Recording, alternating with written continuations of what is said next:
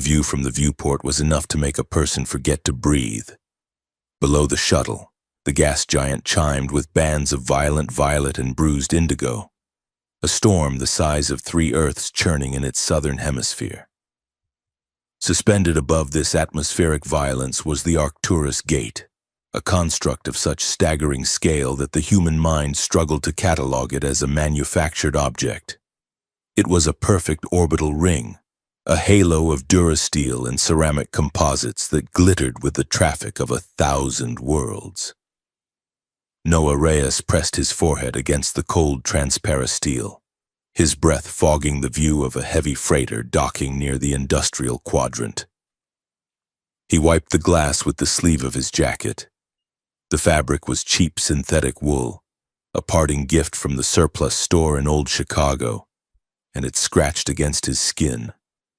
He muttered to himself, rehearsing the lines he had been practicing for 3 weeks of hypersleep travel.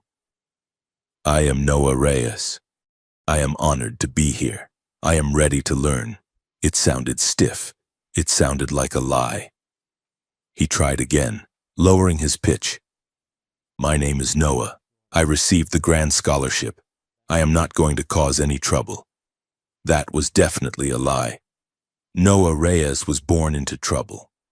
It clung to him like the scent of ozone after a power surge. He pulled away from the window as the shuttle thrusters fired a retro burn, the vibration rattling his teeth. The cabin was filled with a dozen other recruits, most of them non-human.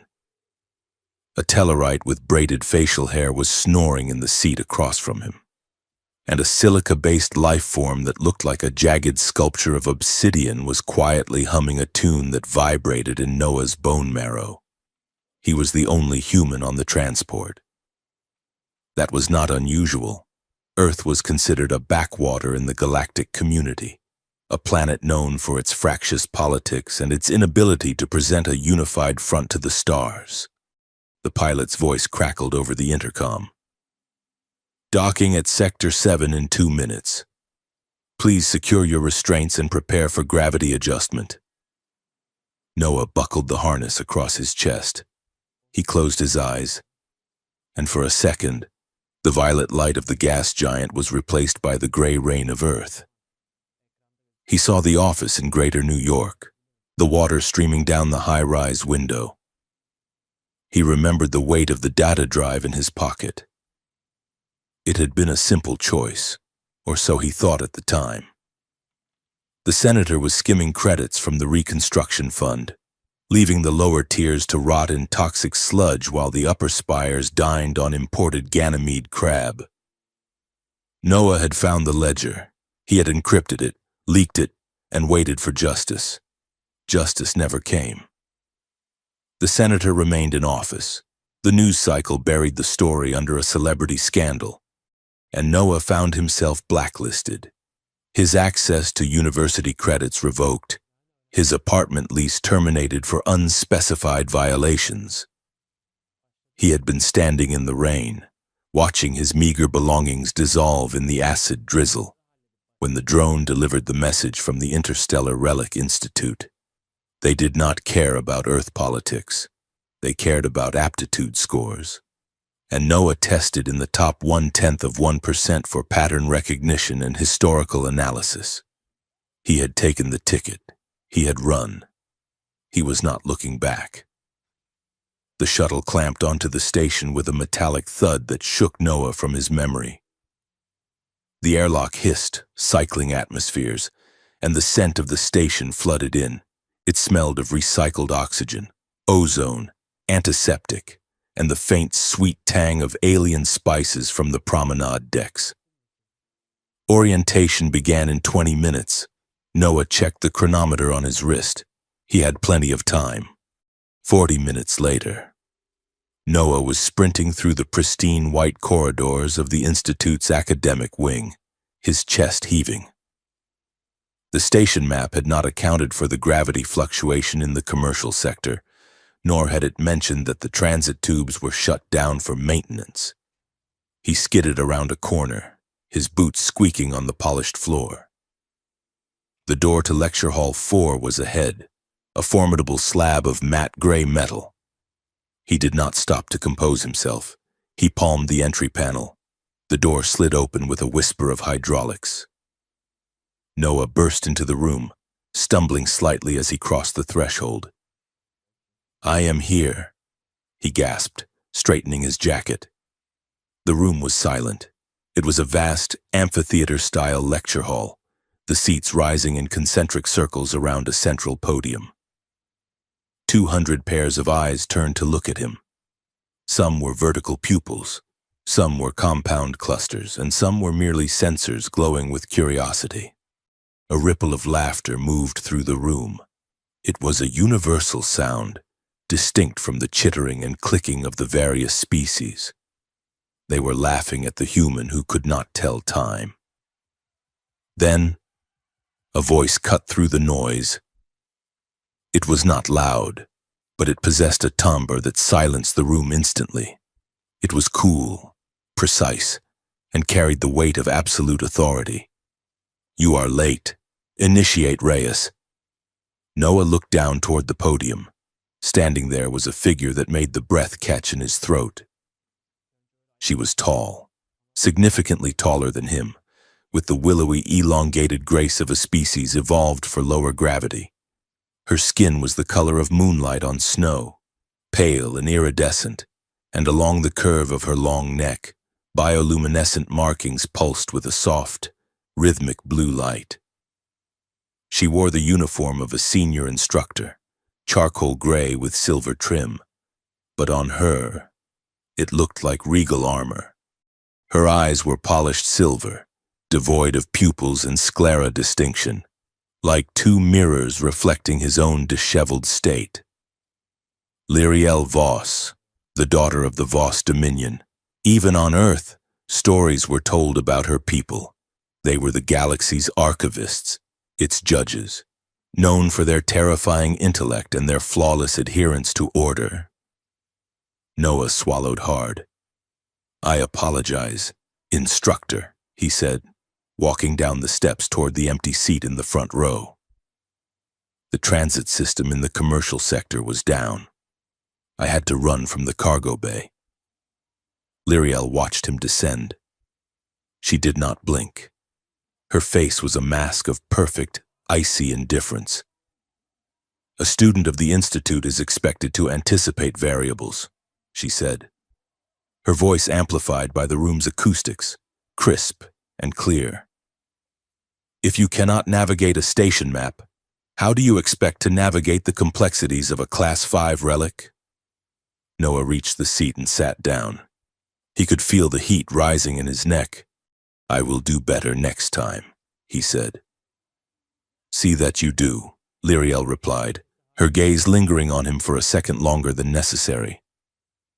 "Disorganized minds are a liability.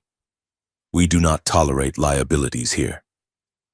She turned back to the holographic projection floating above her podium. It displayed a fractured ceramic pot from the third dynasty of the Krieg. "As I was saying before we were interrupted," she continued, "the significance of the artifact lies not in its composition, but in its resonance signature." Noah sank low in his chair. He glanced to his left. A reptilian recruit with emerald scales gave him a slow, mocking blink. Noah stared straight ahead, watching the blue lights pulse on Lyriel's neck. She was terrifying. She was the most beautiful thing he had ever seen. And she clearly hated him. The training simulation 3 days later was designed to test team cohesion under pressure. The environment was a holographic reconstruction of a collapsing subterranean temple on a moon in the outer rim. The air was filled with simulated dust, and the roar of falling masonry was deafening. Noah was paired with a heavy-gravity brawler named Thrax, and a hive mind drone called Unit 7. Their objective was to retrieve a data crystal from a pedestal across a crumbling stone bridge. Instructor Lyriel Voss observed from the control deck above, her arms crossed, her silver eyes scanning the telemetry readouts. "Current stability at 40%. She announced over the comms. The bridge will fail in 30 seconds. Proceed with caution. Thrax roared and tested the weight of the stone. It cannot hold me. The brawler grunted. I am too dense. Unit 7 chirped. Calculation suggests throwing the smallest member across the gap. Noah looked at the drone. I am not being thrown, Noah said. Look at the ceiling. He pointed upward. Above the chasm, heavy stalactites hung like jagged teeth. One of them had a thick vine of metallic ivy wrapped around it, trailing down near their platform. Standard protocol dictates we reinforce the bridge using portable stabilizers. Lyriel's voice came through his earpiece. You have the equipment in your packs. Use it. Noah looked at the stabilizers. They were bulky, hydraulic jacks. Setting them up would take 2 minutes. The bridge had 20 seconds. No time, Noah said. Thrax, grab the vine. Reyes, follow protocol, Lyriel ordered. Her tone was sharp. Trust me, Noah yelled over the roar of the simulation. Thrax, pull the vine. Use your weight. The alien brawler hesitated, then shrugged. He reached up, grabbed the metallic ivy, and hauled down with massive strength. The stalactite above groaned, cracked, and plummeted. It did not hit the bridge. It smashed into the chasm floor, but the vine remained taut, swinging across the gap like a pendulum. Go! Noah shouted. He grabbed the vine, swung out over the void, and kicked off the crumbling edge. He landed on the far side, snatched the data crystal, and the bridge behind him disintegrated into the abyss. Simulation complete. The computer chimed. Objective achieved. The holographic temple faded, replaced by the sterile grid of the training room. Noah stood panting, holding the virtual crystal. He looked up at the observation deck. Lyriel descended the stairs. She moved with a fluid silence that was unnerving. She stopped in front of Noah. The other recruits gathered around, murmuring. That was reckless, she said quietly. It worked, Noah replied, wiping sweat from his brow. The bridge was a distraction. The structural integrity was failing too fast for the stabilizers. You disobeyed a direct order, Lyriel said. In the field, variables change. If that vine had been brittle, you would be dead. If that stalactite had hit the platform, your team would be dead. But they are not, Noah pointed out. He tried to keep his voice respectful, but the adrenaline was still humming in his blood. Sometimes the rulebook is too slow. Instructor. Sometimes you have to make a leap. Lyriel stared at him. For a moment, the blue bioluminescence on her neck flared brighter, betraying a spike in emotion. Was it anger? Surprise? She narrowed her eyes. Intuition is a valuable tool. Reyes, but relying on luck is a habit of the desperate. Do not mistake one for the other. She turned to address the class, her posture rigid. Dismissed. Review the logs of this session. I expect a 3,000-word analysis on risk management on my desk by tomorrow morning. The class groaned. Noah watched her walk away. Nice going, human. Thrax grunted, clapping a heavy hand on Noah's shoulder. You got us extra homework. But that was a good swing. The mess hall on Arcturus Gate was a cavernous space with a transparent ceiling that looked out into the star field. It was the only place on the station where the strict hierarchy of the Institute softened slightly. Noah sat at a table with Thrax and a silica recruit named Kix. He was poking at a gelatinous cube of blue protein that wobbled on his tray. I am telling you, Noah said, gesturing with his fork. The bureaucracy here is harder to navigate than the asteroid belt. I had to fill out 4 forms just to get a replacement pillow. Form 12B asked for my genetic lineage going back 6 generations. I do not even know who my great-grandfather was. Kix chimed like a struck bell. That is standard. Noah, to ensure no hereditary genetic plagues. It is space homework, Noah said, finally stabbing the blue cube. It is paperwork designed to make us give up and sleep on the floor. I think Instructor Voss wrote the forms herself. He took a bite. It tasted like unsweetened blueberry chalk. Lyriel Voss was passing the table, carrying a tray of nutrient-dense clear liquid. She paused. She did not look at him, but her ear fins twitched slightly. I did not write the forms. Initiate Reyes, she said, her voice drifting over her shoulder. But if I had, there would be 6 forms, not 4, and I would require references. She continued walking, her stride perfectly measured. Noah choked on his food. He coughed, thumping his chest, while Thrax laughed a deep, booming sound that rattled the silverware. She made a joke. Thrax rumbled. The Ice Queen made a joke. Noah watched her sit at a solitary table near the window. The starlight framed her profile. She looked lonely. She was laughing at me, Noah corrected, wiping his mouth. There is a difference. At her table. Lyriel took a sip of her drink. She stared out at the stars, fighting the microscopic twitch at the corner of her mouth. He was infuriating. He was undisciplined, loud, and arrogant. But his improvisation in the simulation had been inspired. A chime sounded in her auditory implant, a priority channel. She tapped the discrete interface behind her ear.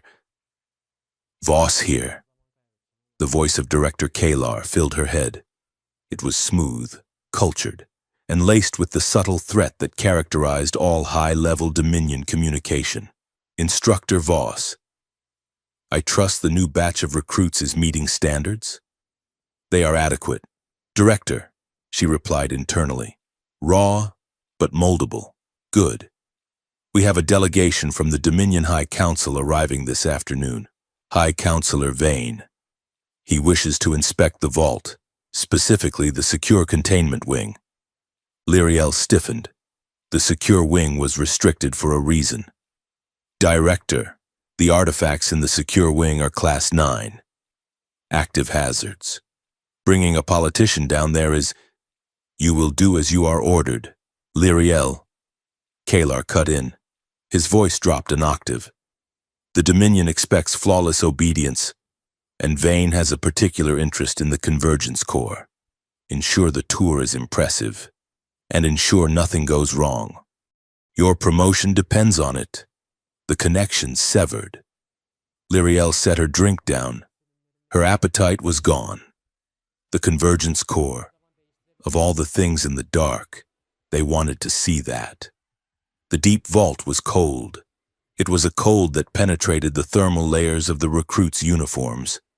A chill born of advanced cryostasis fields and emptiness. Lyriel led the group. Noah walked near the back, trying to keep his breathing quiet. This was not the academic wing. This was the belly of the Institute, a place of thick blast doors and armed sentries. Beside Lyriel walked High Counselor Vane. He was an older member of her species, his bioluminescence faded to a dull gray, his robes heavy with embroidery. He looked at the surroundings with a sneering mix of boredom and entitlement. These containment fields seem excessive, Vane remarked, waving a hand at a floating shard of obsidian trapped in a laser grid. We tamed the systems that birthed these things. Surely they are not still dangerous. History is never truly tame. Counselor, Lyriel said. Her voice was the low, serious tone she used when she wanted absolute attention. She stopped before a massive circular door. It rotated, the locking mechanisms thudding open like the sound of distant artillery. Listen to me closely. She addressed the group of 5 recruits she had brought along. What you are about to see are artifacts that shaped galactic history. They are not dead. They are dormant. You will observe only. You will touch nothing. Some of these artifacts have rewritten history in blood. Do you understand? Yes. Instructor, the group murmured. Noah felt a shiver that had nothing to do with the temperature. They stepped inside. The chamber was a cathedral of shadows. The lighting was dim, focused on individual pedestals. But in the center of the room, dominating the space, was a single column of white marble. Resting on top of it was the convergence core. It was a sphere, roughly the size of a human head, but its surface was not smooth. It was faceted, shifting, like liquid metal caught in a magnetic field. It was dark, darker than the shadows around it, as if it were drinking the light from the room. Touch. Nothing, Lyriel repeated, her eyes scanning the students. They gathered around the pedestal, keeping a respectful distance. The air around the artifact hummed. It was a sound on the edge of hearing, a vibration that made Noah's teeth ache. He stared at it. It was beautiful. It was terrifying. And it felt familiar. It was an irrational thought. He was a human from Earth. This was ancient alien technology. But looking at it felt like looking into a mirror he had never seen before. So this is the prize, Counselor Vane said, stepping closer than Lyriel liked. The weapon of the lost empire. Rumored to bend the will of armies. It is not a prize, Lyriel said tightly.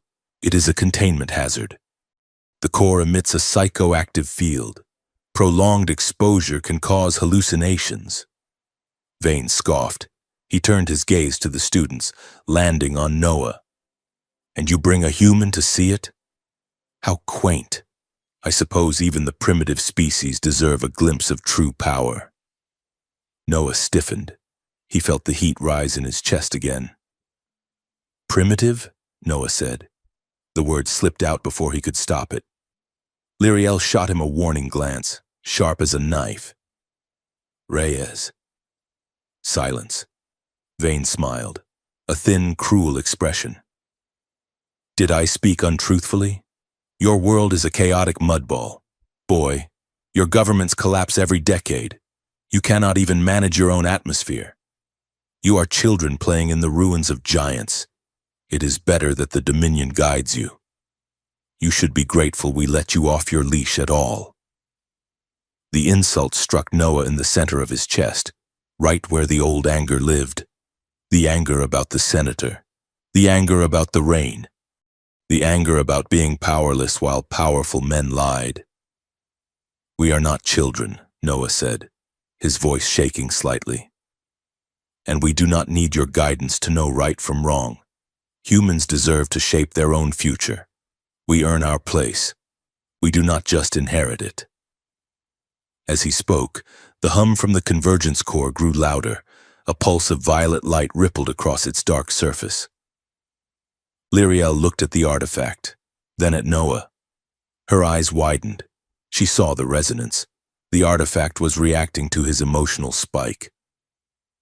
Vane laughed dismissively, an amusing sentiment, but empty. A security alarm chirped on Lyriel's datapad, a proximity sensor in the outer corridor. It was a minor glitch, likely a maintenance drone. But she glanced down for a fraction of a second to clear it. In that second, the pull became irresistible. Noah did not make a conscious decision. It was not a thought. It was a compulsion.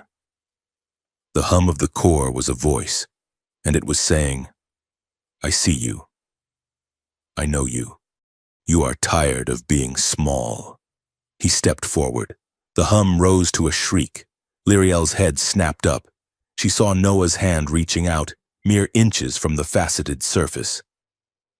Reyes! She shouted, her composure shattering into panic. I warned you, touch nothing. It was too late. Noah's fingertips brushed the cold metal. There was no sound at first, just a sudden absolute silence, as if the universe had taken a sharp intake of breath. Then, the world exploded. A halo of blinding white light erupted from the core.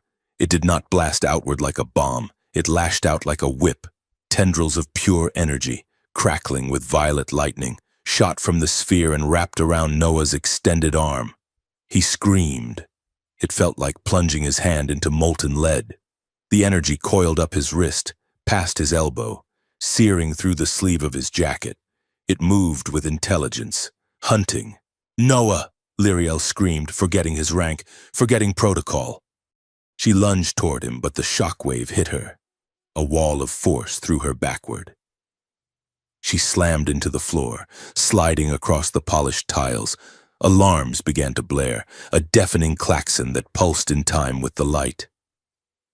The gravity in the room flickered, heavy, then light, then sideways.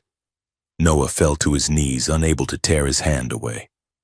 The core was dissolving, losing its solid form and flowing like liquid light into his skin. He watched in horrified fascination as inscriptions, alien, geometric, glowing, began to burn themselves into his flesh, racing up his neck, across his chest, claiming him. The heavy pedestal cracked. Lyriel pushed herself up, her ears ringing, her vision swimming. She looked at the center of the room. The counselor was cowering in the corner, but Lyriel only looked at Noah. He was glowing, his veins tracing a map of ancient power, his eyes wide with a terror that matched her own. The warning echoed in her mind. Touch nothing. He had touched it. And now, the most dangerous item in the galaxy was no longer an object. It was a boy. The light flared one last time, blinding and absolute, and darkness took them. The ceiling was white. It was an aggressive, sterile white that seemed to vibrate with the hum of high-powered ventilation. Noah Reyes stared at it, trying to remember how to blink. His eyelids felt heavy, like they were weighted with lead. But his body felt light, too light, as if he were drifting in zero gravity. He tried to move his arm. It did not move. He looked down. Thick durasteel restraints clamped his wrists and ankles to a biobed. But that was not what made his breath catch in his throat. It was his skin, his right arm, from the fingertips up to his shoulder and bleeding across his chest, was mapped with light. Intricate, geometric patterns glowed beneath his dermis, pulsing with a slow, violet rhythm. It looked like someone had injected liquid starlight into his veins. Panic, cold and sharp, spiked in his chest. Pulse rate elevating, a mechanical voice announced from the wall. "Subject is conscious." Noah turned his head. He was in an isolation ward, a glass cylinder in the center of a larger medical bay. Beyond the transparent curve of the force field, figures were arguing. He recognized the uniforms first. Dominion security, black armor, faceless helmets. They were gesturing at a data screen, and standing between them and the glass was Lyriel Voss. She looked impeccable, as if she had not just been thrown across a vault room by an explosion of alien energy. Her hands were clasped behind her back, her posture rigid. But Noah noticed the tension in her jaw, the way her silver eyes were narrowed to dangerous slits. "He is a Class 1 biological hazard," the lead security officer said. His voice was muffled by the containment field, but still audible. "Protocol dictates immediate neutralization. We do not know what that thing is doing to his biology. If it detonates, it could breach the hull." "He is a student of the Institute," Lyriel replied. Her voice was ice, sharp enough to cut, "and he is currently stable. You will not euthanize a recruit simply because you are afraid of the paperwork. Officer, it is not paperwork. Voss, it is station safety. The artifact is inside him. Then extract it," Lyriel challenged. "We cannot. It has fused with his nervous system." "Then he stays," she said, finality in her tone. Noah swallowed dryly. He cleared his throat. The sound was raspy, like he had swallowed sand. "Hey," he croaked. The head snapped toward him. Lyriel turned, walking slowly to the edge of the force field. She looked at him with an expression he could not quite parse. It was not anger. Not exactly. It was a heavy, weary assessment. Noah tried to smile, but his face felt stiff. I have a feeling, he whispered, forcing a tone of levity he absolutely did not feel, that I failed the first lab exam. The security officer scoffed, turning away to tap at his console. But Lyriel did not look away. She stepped closer, until she was mere inches from the barrier separating them. The violet light from Noah's skin reflected in her silver eyes. You did more than fail. Reyes, she said softly, you obliterated the curve. Noah laughed, a short, nervous sound that turned into a cough. The coughing made his chest burn, the glowing lines flaring brighter with his distress. He saw Lyriel flinch, her hand twitching upward as if to reach through the glass, before she caught herself and snapped it back to her side. Are you in pain? She asked. The question was clinical, but there was a crack in the veneer, a tiny fissure of genuine concern. It feels loud, Noah said, struggling to find the words. Like I drank too much caffeine and then stuck my finger in a light socket. It hums. Inside my teeth. The door to the medical bay hissed open, and a team of xenobiologists in white coats swarmed in. The lead scientist, a Solarian with large, watery eyes, bypassed the security officers and went straight to the monitors displaying Noah's vitals. Fascinating, the scientist muttered. The integration is absolute. The artifact, the convergence core, has not just bonded to him. It has rewritten his bioelectric field. It is feeding off his neural impulses, and in return, it is regulating his heart rate, his respiratory function. Look at this. He pointed to a spike on the graph. It is acting as a secondary nervous system. If we attempt to surgically remove it, the shock will kill him instantly. And the artifact? The security officer asked. The scientist looked grave. The artifact is volatile. If the host dies violently, or if the bond is severed forcibly, the resulting energy discharge would likely vaporize this entire sector of the station. The room went silent. Noah stared at the ceiling again. Vaporize. That was a big word.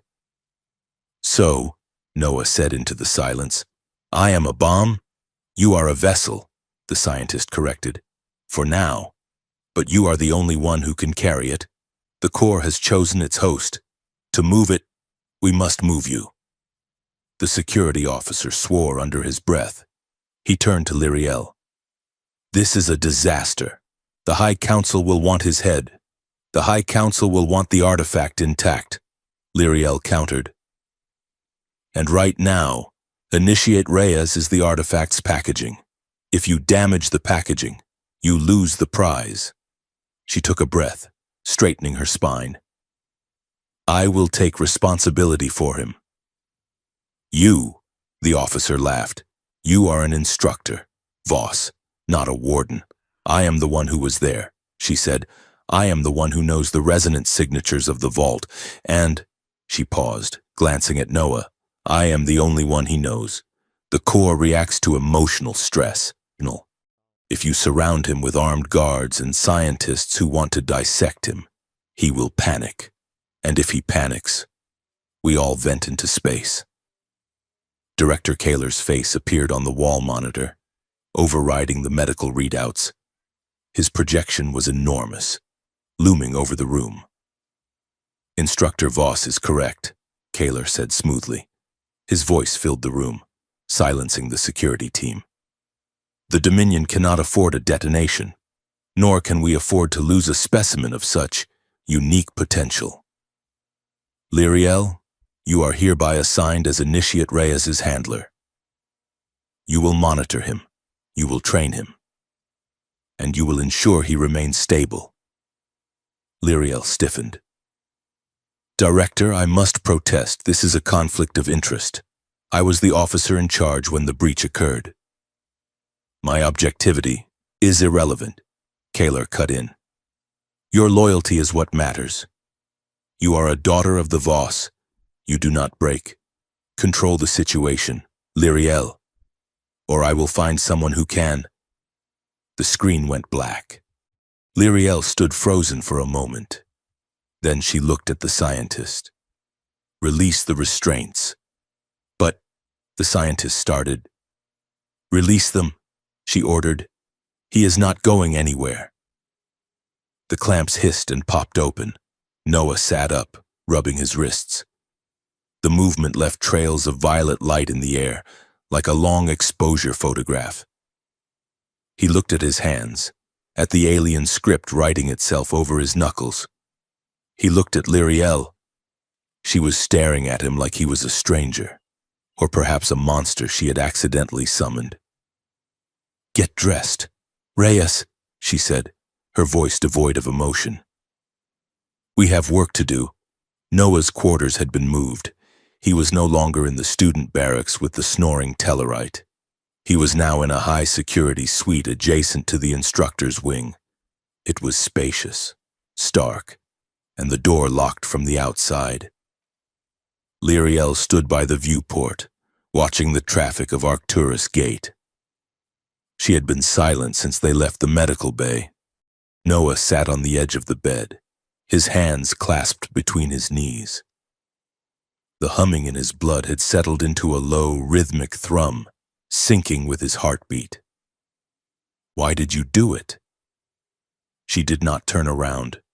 Her reflection in the glass was ghostly. I gave you a direct order, she said. I told you the history. I told you the danger. Why? Noah. Noah looked at his hands.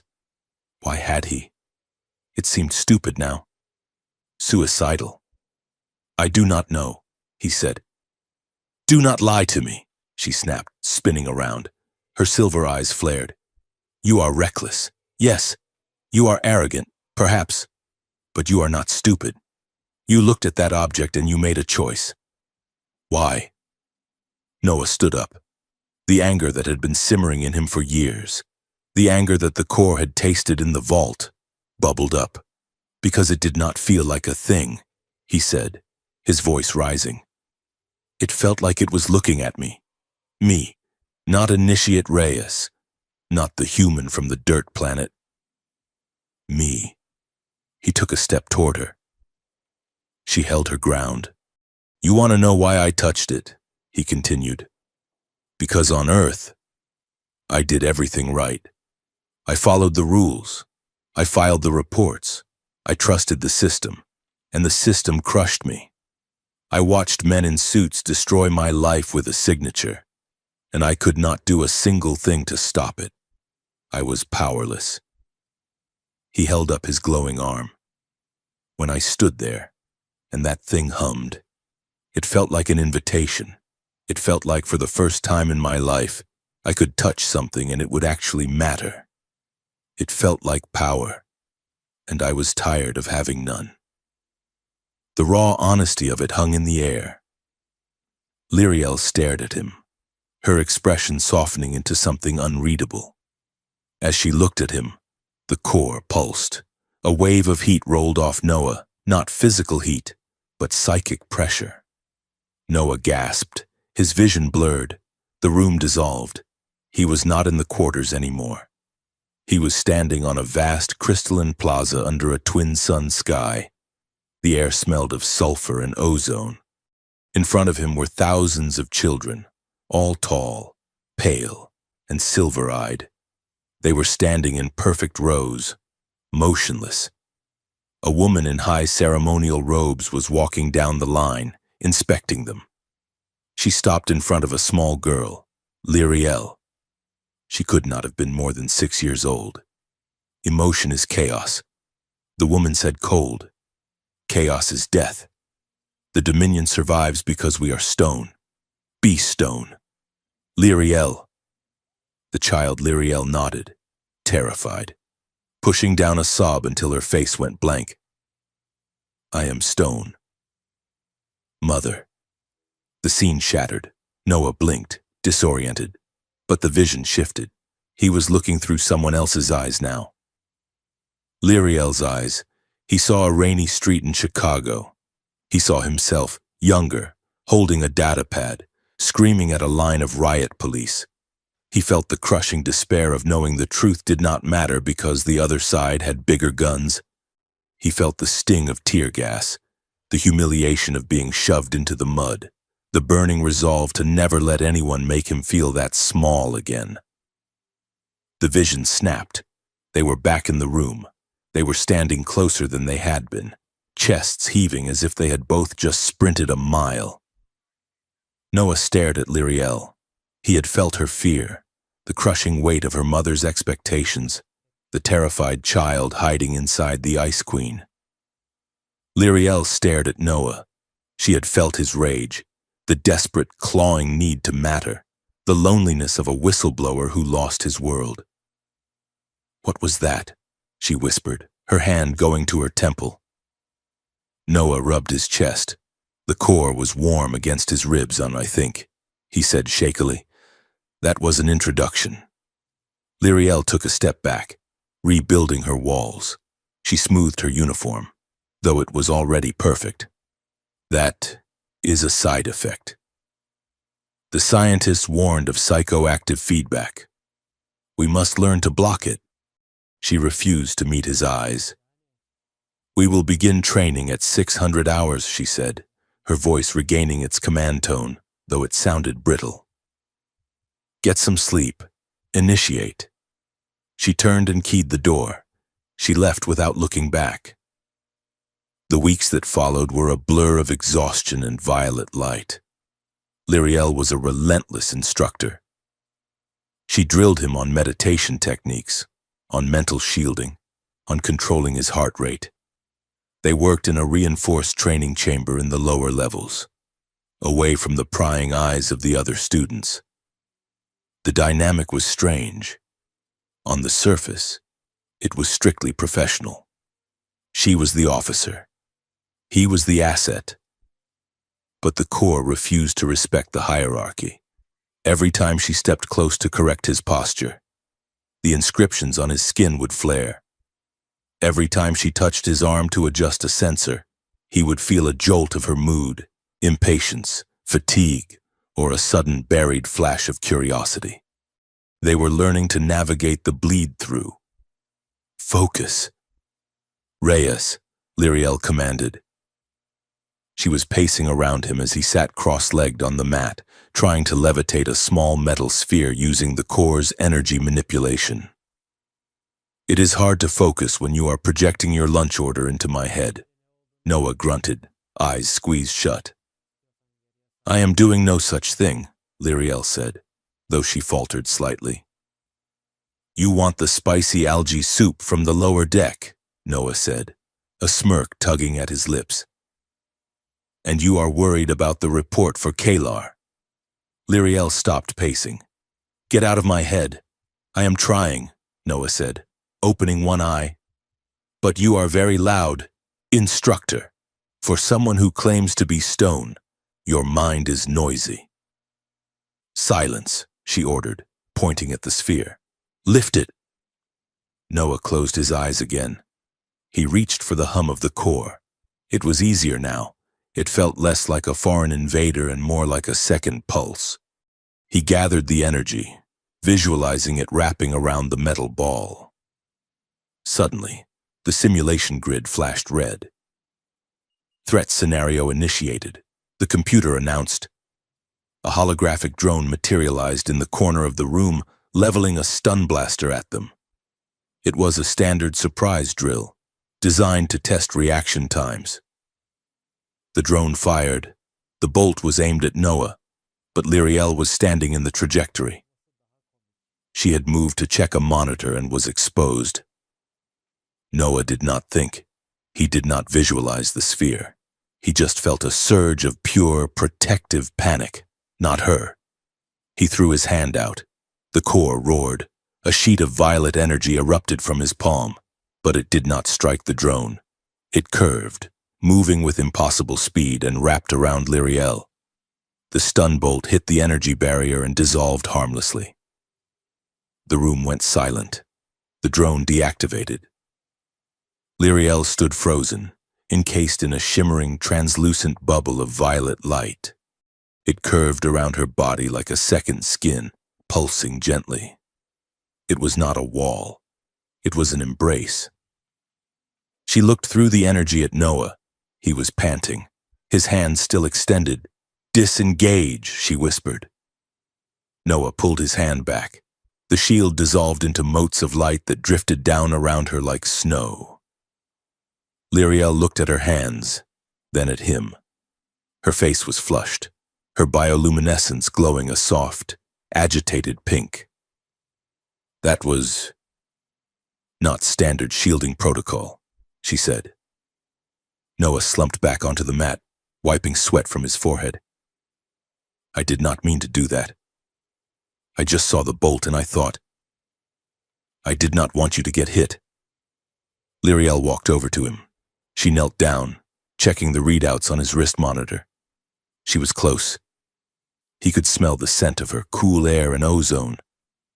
"The energy responded to your emotional imperative," she said, her voice low.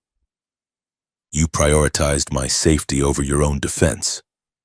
"Well," Noah shrugged, looking at her silver eyes, "you are the only one who knows how to fill out the paperwork if I explode. I need you." It was a joke, but the air between them thickened. The core pulsed a warm, rhythmic beat, like a giant heart. Lyriel looked down at the monitor, her fingers brushing his wrist. The contact sent a shiver through both of them. "The artifact seems to stabilize when I am in proximity," she murmured, almost to herself. "The variant's curves flatten." "See?" Noah grinned weakly. "I told you, it likes you." Lyriel looked up. Her gaze was intense, searching his face. "It is not a pet. Noah, it is a weapon. Maybe it is both," he said. "Or neither. Maybe it just knows that you are the only thing keeping me sane." Lyriel stood up abruptly, breaking the moment. She turned her back to him, her posture regaining its rigid discipline. "That is enough for today. Review the shielding protocols. Alone." She walked to the door, but Noah saw her hand tremble as she reached for the panel. She was rattled, and for the first time, Noah realized that the great Lyriel Voss was just as scared of this connection as he was.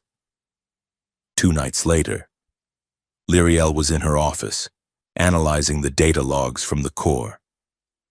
Noah was asleep in the adjacent room, or at least, his vitals indicated sleep. Lyriel could feel the distant hum of his dreams at the back of her mind, a chaotic mix of memories and abstract colors. She had learned to tune it out, mostly.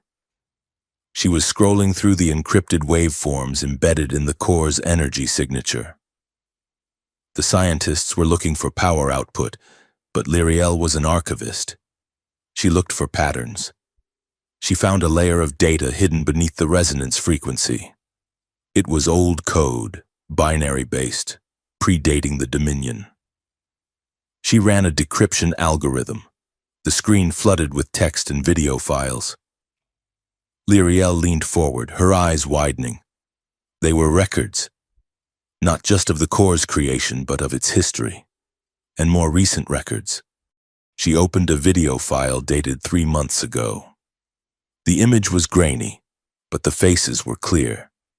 It was a meeting room on Arcturus Gate. At the head of the table sat Director Kalar. Beside him was the Earth Ambassador, a man Noah had mentioned with bitterness in his voice. And beside them was a High Counselor of the Dominion. "We need the population pacified," the ambassador was saying. "The riots in the lower sectors are costing us productivity. If the core can be attuned to broadcast a suppression field." "It can," Kayla replied. "But we need a test subject, someone expendable, a bearer who can be burned out to calibrate the frequency." Lyriel felt a cold pit open in her stomach. They weren't studying the core to understand history. They wanted to turn it into a planetary muzzle, a mind control device to enslave their own populations. She opened another file. Lists of names, political dissidents, whistleblowers, people who had disappeared. The core had recorded everything. It picked up the ambient psychic imprints of everyone who had been near it. It was a witness to centuries of tyranny. Her console chimed. A priority override. Director Kalar's face appeared on her screen. He was not smiling. You are digging deep. Lyriel. She froze. She slowly closed the file, though she knew he had remote access. He knew what she had seen. Director, she said, her voice steady despite the racing of her heart. I was merely analyzing the stability algorithms. You are a terrible liar. Lyriel, it is your one flaw. Kalar leaned into the camera. The data you have found is sensitive. It represents the hard choices necessary to maintain order. You understand order, do you not? You were raised to uphold it. I was raised to uphold the law. She said, This is conspiracy. This is governance, Kalar corrected. And you are at a crossroads. We need a handler for the boy. Someone who can guide him until the calibration is complete. Someone he trusts. He paused, letting the implication hang in the air. If you ensure the core remains silent, if you ensure the boy cooperates until we are ready, there is a seat on the High Council for you. You could be the youngest counselor in history. You could shape the Dominion. Lyriel, not just serve it. And if I refuse? She asked. Kalar's expression did not change. Then you are a liability. And you know what we do with liabilities. The connection cut. Lyriel sat in the silence. Her hands were shaking. She looked at the door to Noah's room. She had been ordered to lead a lamb to the slaughter. The next morning, the tension in the training room was suffocating. Noah was practicing energy projection, blasting targets with controlled bursts of violet fire. He was getting stronger. The core was integrating faster than predicted. Lyriel stood by the console, watching him. She felt sick. Again, she ordered. Tighter grouping. Noah fired, destroying the target. He turned to her, wiping sweat from his brow. I am hitting the center every time, he said. What is wrong with you today? You are projecting enough anxiety to give me a migraine. Focus on your task, not on me, she snapped. Noah deactivated the energy flow. The glow on his skin dimmed. He walked over to her. Something is wrong. I can feel it. Is it the core? Is it dying? No, Lyriel said, not looking at him. The core is fine. Then what? Noah pressed. Did Kalar call? Did they decide I am too dangerous? He stepped into her personal space. The proximity made her breath hitch. She could feel his concern, warm and genuine, washing over her mental shields. Stop it, she said, backing away. Stop what? Caring? Noah asked. I am inside your head. Lyriel, I know you are scared. Tell me why. You want to know? She spun on him, her control snapping. I found the data. I know what they want to use you for. They want to turn you into a broadcast tower to enslave half the galaxy. And I am supposed to help them. Noah went still. Enslave. Mind control, she said bitterly. To stop the riots. To keep the peace. Everything the Dominion promised to protect. They are selling out for control. And Earth is helping them. Noah's face hardened. The markings on his neck flared bright violet. So what do we do? He asked. We have to tell people. We have to release the data. We cannot, Lyriel said. If we release it, there will be chaos. Civil war. The Dominion will fracture. Earth will collapse. Millions will die in the instability. And if we do not, Noah argued, his voice rising, then we are just letting them put chains on everyone's minds? That is not order. Lyriel, That is death.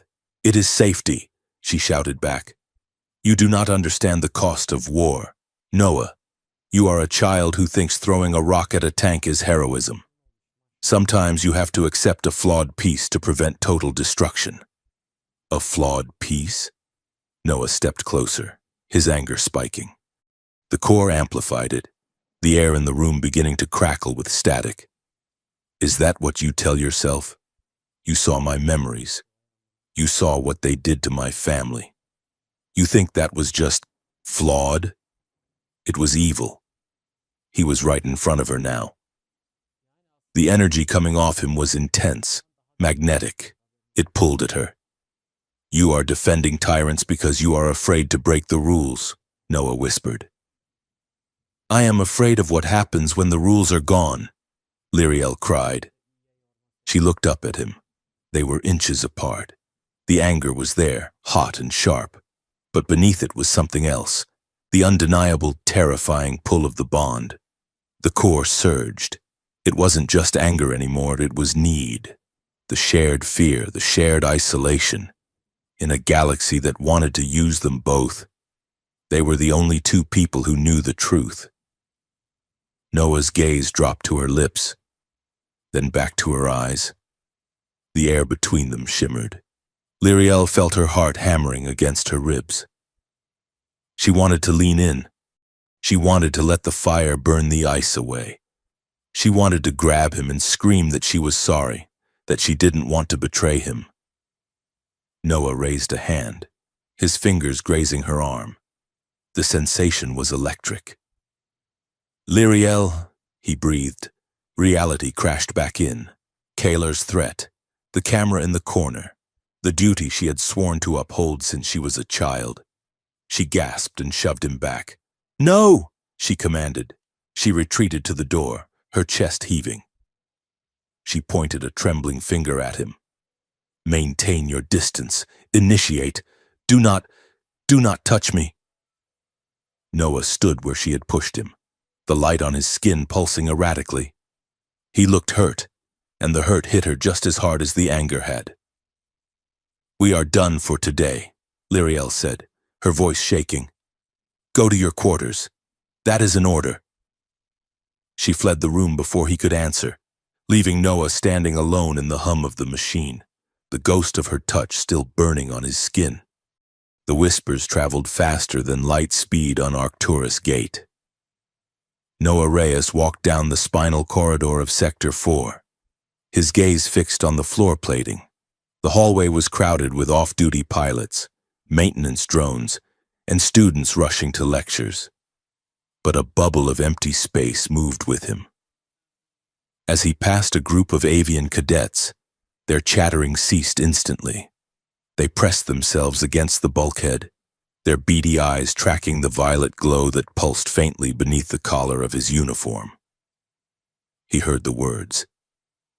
Living weapon. The walking warhead. The bomb. A week ago, he had been the clumsy human who could not navigate a transit map. Now, he was a biological hazard, even Thrax.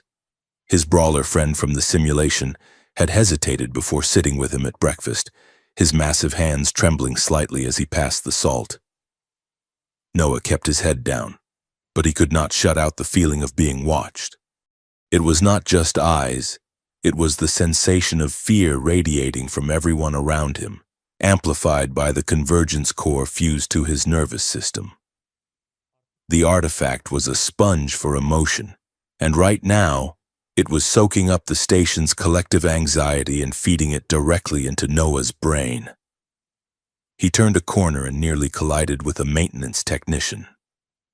The technician, a multi-limbed insectoid, dropped his toolkit and scrambled backward, chittering in terror.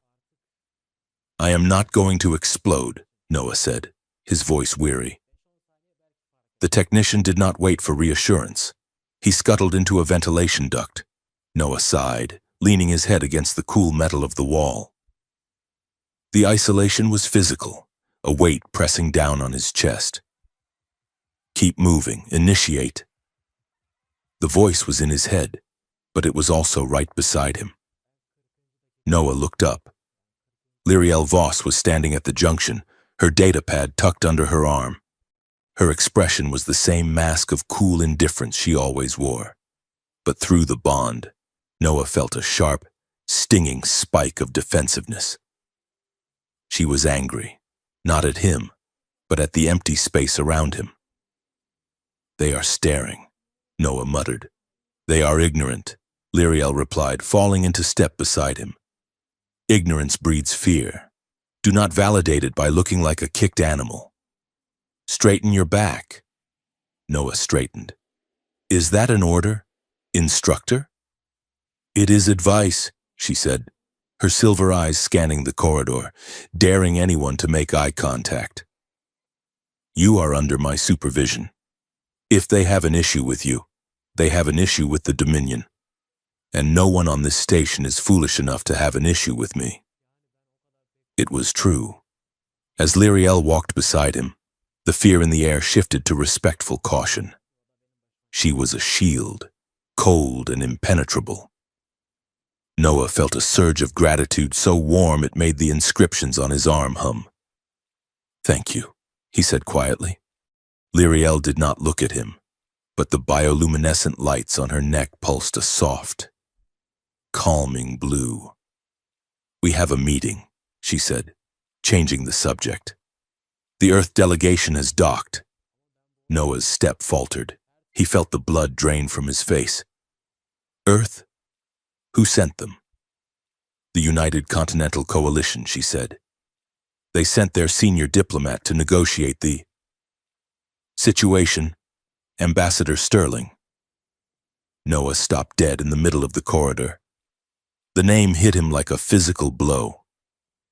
Sterling, the man who had smiled at him across a mahogany desk in New York, promised him protection if he handed over the data on the senator, and then personally signed the order that erased Noah's academic records. "He is here," Noah whispered. "He requested you specifically," Lyriel said, stopping and turning to face him. Her brow furrowed as she sensed the sudden spike of nausea and rage rolling off him. "Noah, your heart rate is elevating. Control it. I cannot see him," Noah said, backing away. "You do not understand. He is the one. He is the reason I am here. He buried the story." Lyriel's eyes narrowed. She stepped closer, lowering her voice. "He is a politician. Noah. He is here to posture. He is here to finish the job," Noah said, his hands curling into fists. The violet light on his skin flared, turning a harsh, jagged white. Lyriel reached out, her fingers hovering inches from his shoulder.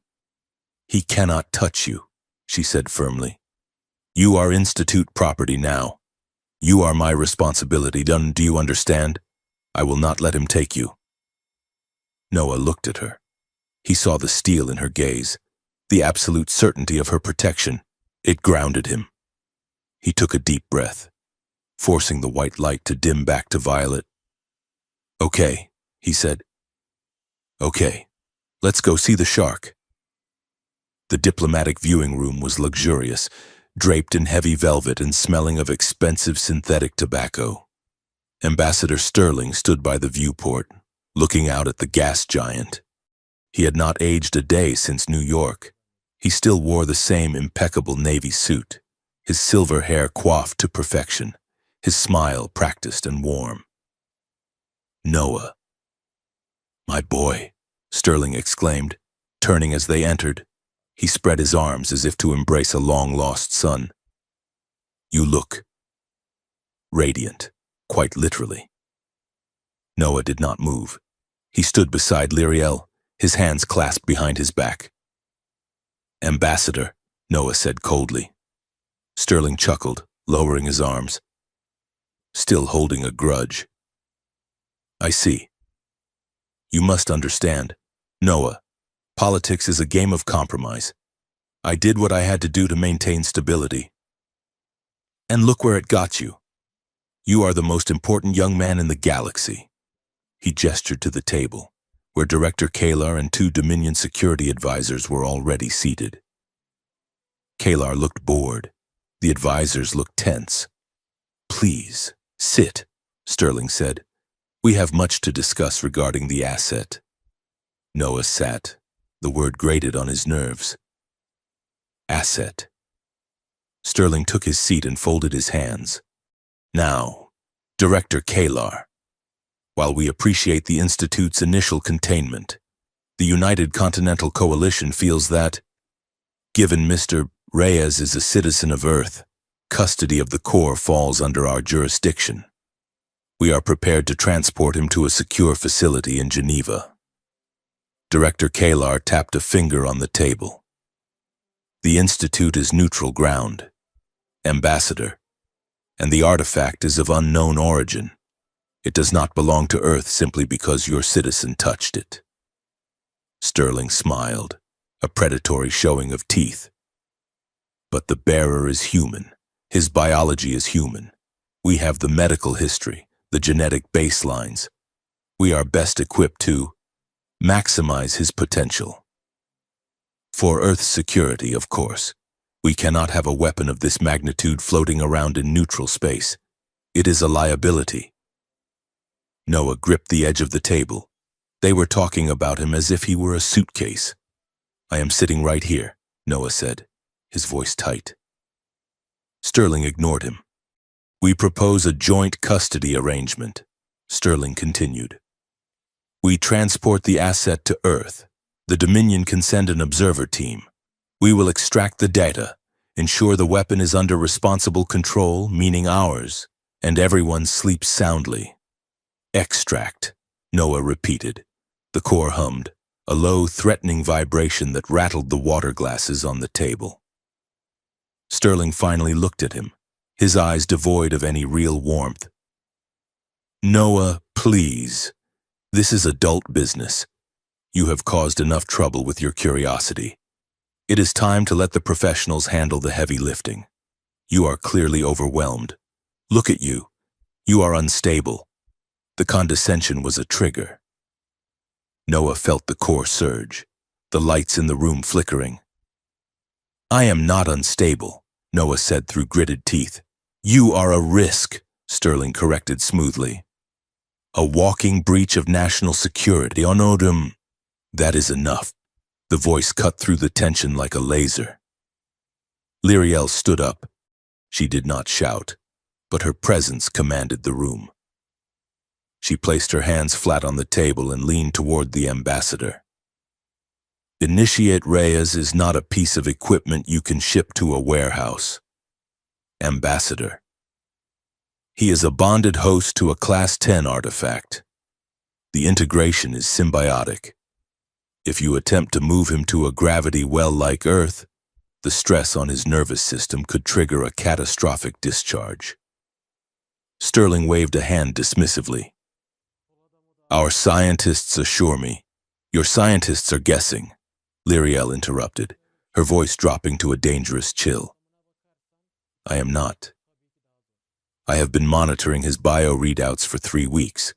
He is stable only because he is here, in a controlled environment, with a handler he trusts. If you take him, you will kill him. And in doing so, you will destroy the very prize you are trying to steal." She turned her silver gaze to Kalar. "Director, if you sign this transfer, you are signing a death warrant. And you are handing the Dominion's greatest discovery to a government that cannot even manage its own atmosphere." The room was silent. Sterling's smile faltered. Kalar looked at Lyriel, a flicker of amusement crossing his face. "Instructor Voss makes a compelling point," Kalar said. "The asset remains here." Sterling's face hardened. "This is not over. Director, it is for today." Lyriel said, "Come, initiate. We are leaving." She grabbed Noah's arm, not the glowing one, and pulled him up. They walked out of the room, leaving the politicians in silence. In the corridor, Noah's legs felt weak. The adrenaline was crashing. "You stood up to him," Noah said, looking at her profile. Lyriel did not slow her pace. "He is a snake. I do not like snakes." You called me an asset, Noah pointed out. I used their language to shut them down. She said, it is called diplomacy. She stopped by the lift and looked at him. For a second, the mask slipped completely. Her eyes were wide, dark with lingering adrenaline and something else. Fear. Concern. Are you all right? She asked softly. Noah looked at her. He felt the bond open, a rush of her protective instinct washing over him. She had been terrified they would take him. Not because she would lose her promotion, but because she would lose him. I am better now, he said. Lyriel held his gaze for a moment longer than necessary, then cleared her throat and tapped the call button. Good. We have training at 1900 hours. Do not be late. The training wing was dark, lit only by the faint starlight from the ceiling viewport and the violet glow of Noah's skin. The session had been going for 2 hours. They were working on fine manipulation, using the energy of the core to weave threads of light rather than blasting holes in walls. It was exhausting. Delicate work. Again, Lyriel whispered. Noah stood in the center of the room, his arms raised. He was trying to form a lattice structure, a complex geometric net of energy. It required absolute focus. He closed his eyes, visualizing the pattern. He pushed the energy out through his fingertips. It flared, turning jagged and sharp. No, Lyriel said, stepping closer. You are forcing it. You are trying to command the energy like a soldier. You must guide it like an artist. I am tired. Lyriel, Noah said, his arms shaking. It feels like trying to thread a needle with a sledgehammer. Lyriel moved behind him. He could feel her presence, the cool radiation of her body heat against his back. Breathe, she said, her voice right at his ear. She reached out and took his wrists. Her hands were cool, her skin smooth. The contact sent a shockwave through the bond. But this time, it wasn't chaotic. It was grounding. Sync your breathing with mine, she instructed. In, out. Noah inhaled. He felt her chest expand against his back. He exhaled as she exhaled. The hum of the core shifted, matching the rhythm of their shared breath. Now, she murmured. Visualize the thread. Do not push. Allow it to flow. She guided his hands, moving them in slow, fluid arcs. Noah let go of his tension. He surrendered to her guidance. From his fingertips, thin streams of violet light emerged. They did not spark or fizzle. They flowed like liquid silk, weaving together in the air. A lattice formed, intricate and glowing, hovering between his hands. Perfect, Lyriel whispered. The moment stretched. The lattice spun slowly, illuminating their faces. Noah was acutely aware of everything, the scent of her, like rain on stone, the tremor in her hands where they held his, the way the light caught the silver in her eyes. He turned his head slightly. Her face was inches from his. He could see the pulse of the bioluminescent markings on her neck, beating fast. The energy flared, not with aggression, but with warmth. The lattice expanded, wrapping around them both in a soft, glowing cocoon. Noah turned fully in her grasp. She did not let go of his wrists. You are shaking, he said quietly. Lyriel looked at the lattice, then at him. Her pupils, if she had them, would have been dilated. The feedback is intense, she said breathlessly. It is not just feedback. Noah said. He felt bold. The core was singing in his blood, stripping away his hesitation. He looked at this woman, this terrifying, beautiful alien who had stood between him and the entire world, and he felt the truth of it. You see me, he whispered. Everyone else sees a weapon, or a mistake.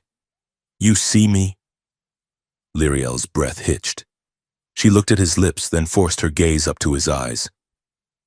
Noah, I am scared all the time, he confessed, his voice breaking. I feel like I am walking on a wire over a black hole. But when you are here, when you touch me, the wire feels wide enough to stand on. He leaned in. It was barely a movement, just a shift in gravity. Lyriel froze. For a heartbeat, she leaned in too. The bond screamed with desire, a raw, terrifying need that flooded both their minds. Then she gasped, as if waking from a dream, and pulled away. The lattice shattered, dissolving into sparks. She backed up, her chest heaving. "No," she said, her voice shaking. "We cannot." "Lyriel, this is forbidden. Noah, do you understand? It is not just against regulations, it is dangerous. The core amplifies everything, now if we lose control." She wrapped her arms around herself, rebuilding her walls. "I am your instructor. You are my student. That is the only dynamic that keeps you alive. Do not confuse gratitude for affection." "It is not gratitude," Noah said, hurt flashing across his face. "It has to be," she said sharply. She turned away, hiding her face. "Review the lattice sequence. I will be in the observation deck." As the adrenaline of the moment faded, the core pulsed a deep, mournful note. Suddenly, the room dissolved. Noah fell to his knees. Lyriel cried out, grabbing the console for support. The vision hit them both simultaneously. They were in a dark, circular room, the High Council chamber. But it wasn't just the Dominion elders. Ambassador Sterling was there, seated at the right hand of the High Counselor. A holographic projection floated in the center of the room. It showed a map of the galaxy. Planets were turning red, one by one. "The compliance protocol is ready," a Dominion general said. "Once the bearer is fully integrated, we can broadcast the signal through the Arcturus relay. It will dampen the aggression centers of the cerebral cortex in 90% of known species." "And the free will centers?" Sterling asked, swirling a glass of wine. "Collateral damage," the general replied. The subjects will be docile, productive, compliant. No more riots, no more whistleblowers." Sterling smiled. "Peace in our time. Earth signs off on the initiative." The vision ended. Noah gasped, retching dryly on the training mat. Lyriel was slumped against the wall, her face pale. "Did you see it?" Noah wheezed. Lyriel nodded slowly. "They are not just studying it," Noah said, wiping his mouth. "They are going to lobotomize the galaxy. And your people, my people, they are shaking hands on it." He looked up at her, expecting horror. Instead, he saw a terrible, conflicted resignation. "It is extreme," Lyriel said quietly. "But the logic is sound." Noah scrambled to his feet. "Logic? Are you insane? They are talking about taking away free will. They are talking about ending war." "Noah!" Lyriel snapped, pushing herself upright. "Do you know how many billions died in the last sector conflict? If the core can stop that, if the price of peace is a little less chaos—" "A little less chaos," Noah shouted. "It is slavery. It is turning living people into drones. How can you defend this? Because I have seen the alternative," Lyriel shouted back. "I have seen worlds burn because people could not agree on a borderline. Order is safety. Noah, it is the only safety." "You sound just like them," Noah said, his voice dripping with disgust. "You sound like a machine." Lyriel flinched as if he had slapped her. "I am trying to save lives," she whispered. "You are trying to control them," Noah said, "and that makes you just as bad as Sterling." He turned and stormed out of the training room. Lyriel watched him go, the silence ringing in her ears. She looked at her hands. They were shaking. 2 days passed in icy silence. They spoke only when necessary for training. On the third day, Noah entered the mess hall.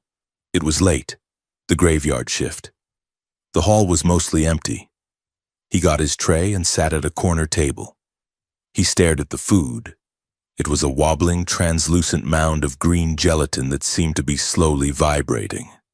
He poked it with his spork. It shivered. Noah sighed. "Is it dead?" he asked the air. "It is dormant," a voice said.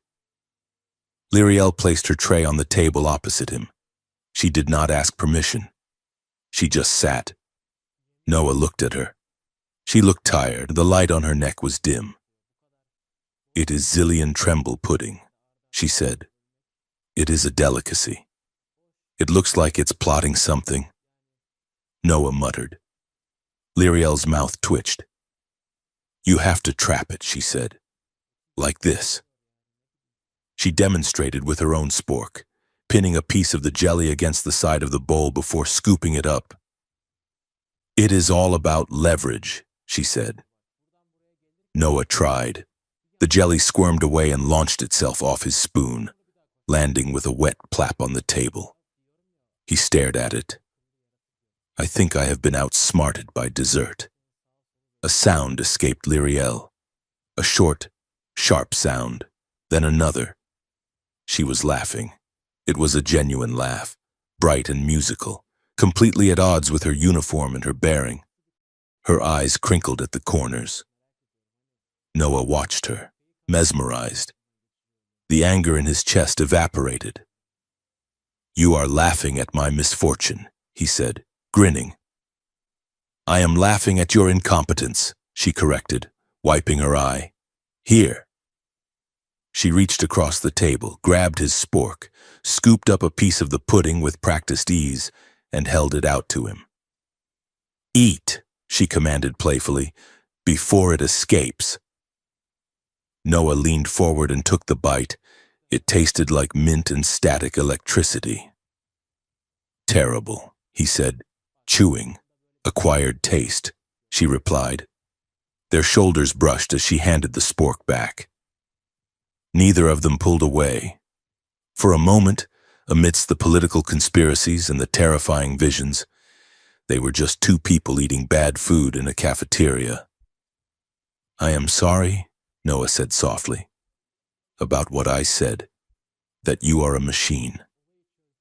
Lyriel looked down at her tray. "You were angry, and you were not entirely wrong.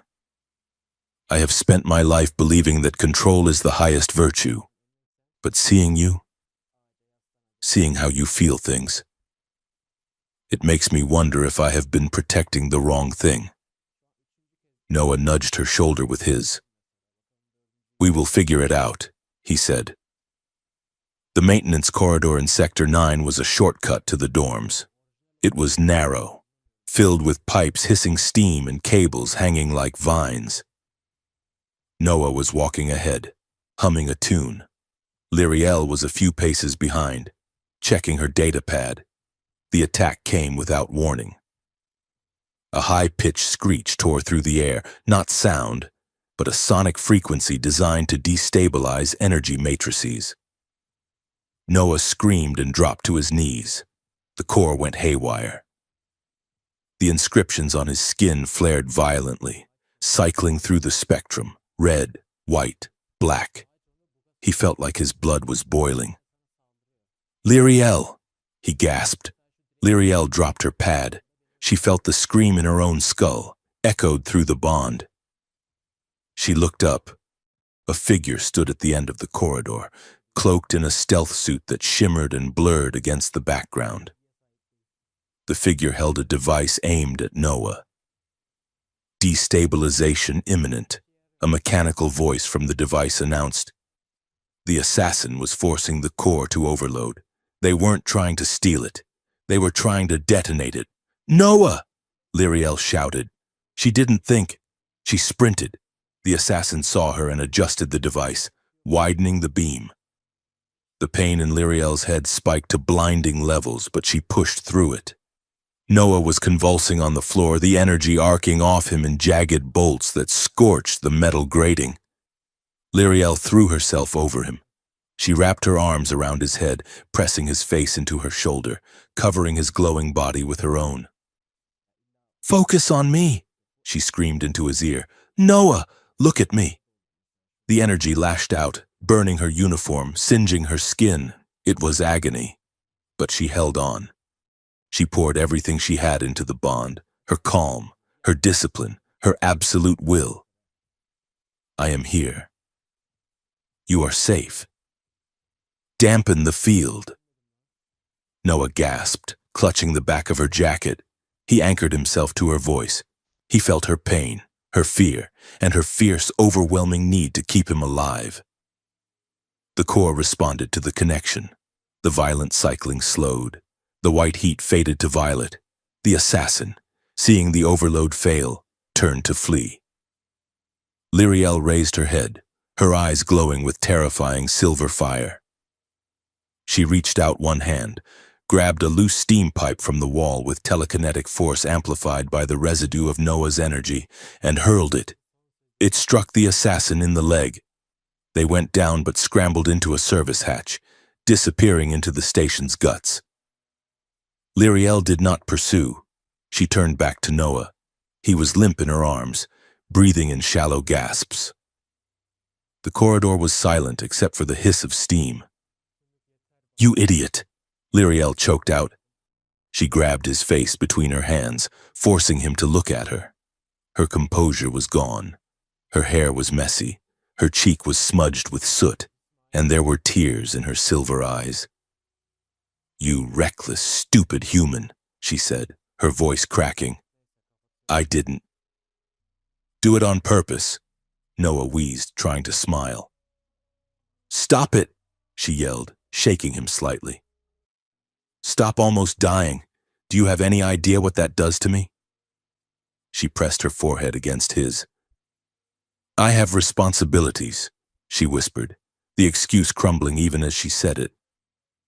"I have. I cannot." She cut herself off. She couldn't say it. She couldn't say "I love you." She couldn't say "You are the only real thing in my universe." But the core hummed between them, warm and steady.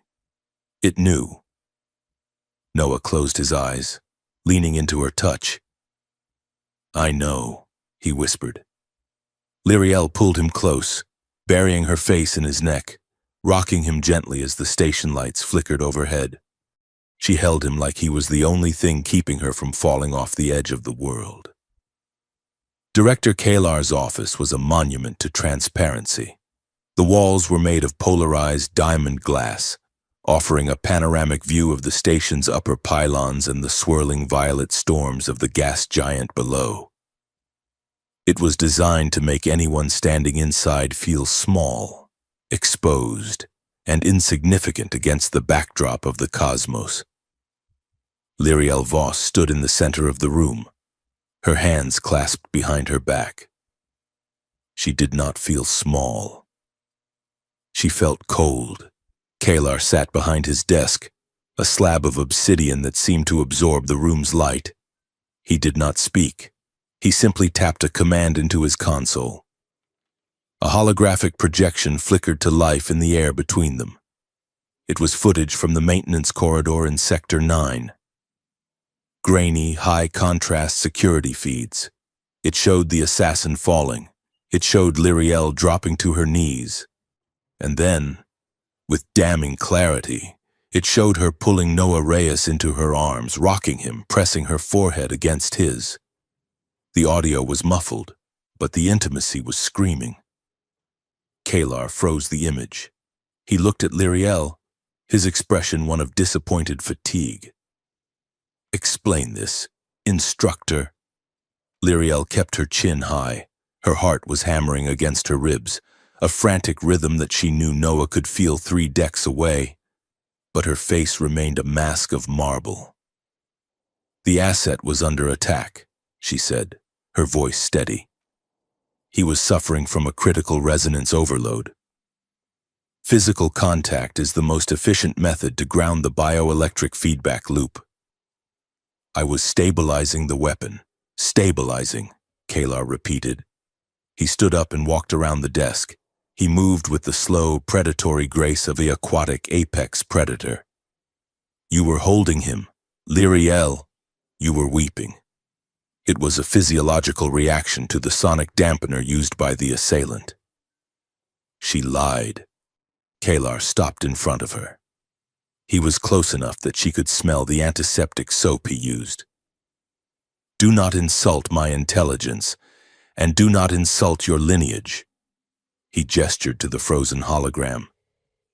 I see a woman who has forgotten her duty. I see an instructor who has allowed a subject to compromise her objectivity. You look at him, Lyriel, and you do not see a tactical asset. You see a person. He is a person, Lyriel said, the words slipping out before she could check them. He is a container, Kalar snapped, his voice suddenly hard. A container for the most powerful device in the sector. And if the handler becomes attached to the container, the handler becomes a liability. He leaned in, his silver eyes boring into hers. The High Council has been reviewing your file. They are concerned. They believe you may be suffering from emotional contamination. If this continues, if you show one more instance of hesitation, one more moment of prioritizing his safety over the mission, you will not just be reassigned. You will be labeled a traitor. Lyriel felt the blood drain from her face. In the Dominion, being labeled a traitor was not just a death sentence, it was an erasure. Your name was scrubbed from the archives. Your family was sanctioned. You ceased to exist. I understand. Director, she whispered. Do you? Kalar asked softly. Then prove it. The Earth delegation is pushing for custody. I need you to accelerate the calibration. Push him harder. Break him if you have to. We need the core operational before the week is out. He dismissed the hologram with a wave of his hand. Get out of my sight, Instructor. Noah sat on the floor of his quarters, staring at the core. The violet lines on his skin were pulsing with a slow, hypnotic rhythm. He was not alone. In his mind, he could feel Lyriel's distress. It was a cold, sharp spike of fear that had nothing to do with her own safety and everything to do with his. He tried to reach out to her, to send a wave of reassurance, but she had walled herself off.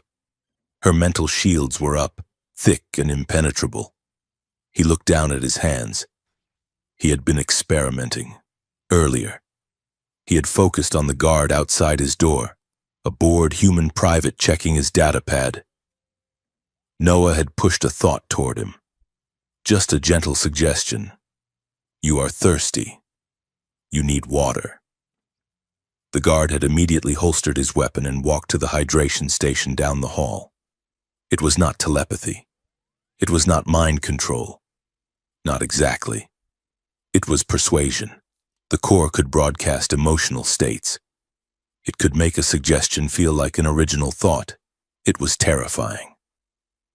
The door hissed open. Lyriel entered. She looked pale. Her uniform was crisp, but her eyes were haunted.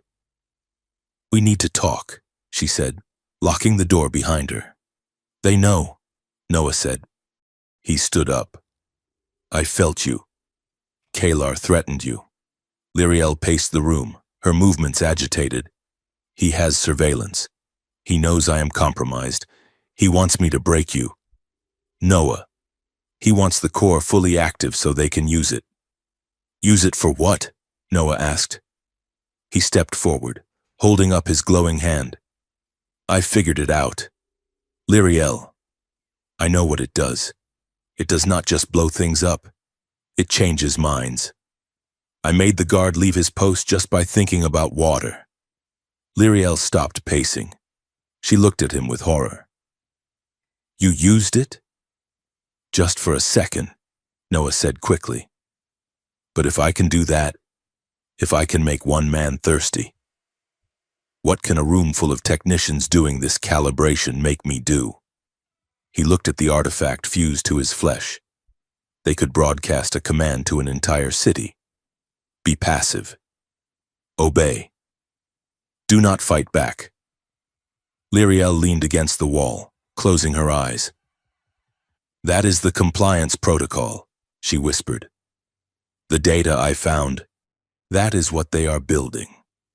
As the realization hit them both, the room darkened. The hum of the core rose to a deafening pitch. They were not in the room anymore. They stood on a balcony made of white glass, overlooking a city of impossible beauty.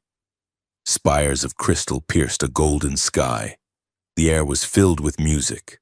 Below them, millions of beings walked in perfect unison. They did not speak. They did not rush. They moved like a single organism. Peace, a voice whispered in their minds. It was the voice of the core, but it was ancient, echoing from 1,000 years ago. We chose peace. We chose to remove the friction of dissent. The scene shifted. The city was burning. The same people who had been walking in unison were now tearing the crystal spires down with their bare hands. Their faces were twisted in rictus masks of confusion and agony. The central tower, the broadcast spire, was crumbling. We took their choice. The voice wept. And when the machine faltered, they did not know who they were. Trust eroded. The mind cannot live without the freedom to deny. We thought we were gods. We were butchers. The vision shattered. Noah and Lyriel gasped, stumbling back into the reality of the quarters. The smell of ozone hung heavy in the air. The progenitors. Noah wheezed, rubbing his chest. They destroyed themselves. They used the core to erase dissent, Lyriel said, her voice shaking. And it drove their civilization mad. She looked at Noah. The fear was gone from her eyes, replaced by a steely, terrifying resolve. We cannot let Kalar have this. We cannot let Earth have this. Noah nodded. His hands were fists. If they turn this on, they will destroy the Dominion and Earth just like that city. We have to stop it. How? Lyriel asked. The station is on lockdown. You are the most watched asset in the sector. We do not just run. Noah said, we expose them. We take the data, the recordings of the meetings, the history of the progenitors, and we dump it into the galactic relay. The relay is neutral, Lyriel said, her mind racing. It broadcasts to every receiver in the quadrant. If that data goes out, there is no burying it. But to get to the relay node, we have to get to the lower engineering deck, Noah said. That is 6 levels down, through 3 security checkpoints. Lyriel looked at him. She walked over and placed her hands on his shoulders. The touch was grounding, electric. I can get us through the checkpoints, she said. But we need a distraction. We need a reason for you to be moved. She took a breath, steeling herself. We have to make them believe I have turned on you. The mess hall was crowded. It was lunch hour for the Alpha shift. Noah sat alone, picking at a tray of nutrient paste. He knew what was coming. He could feel Lyriel approaching through the bond.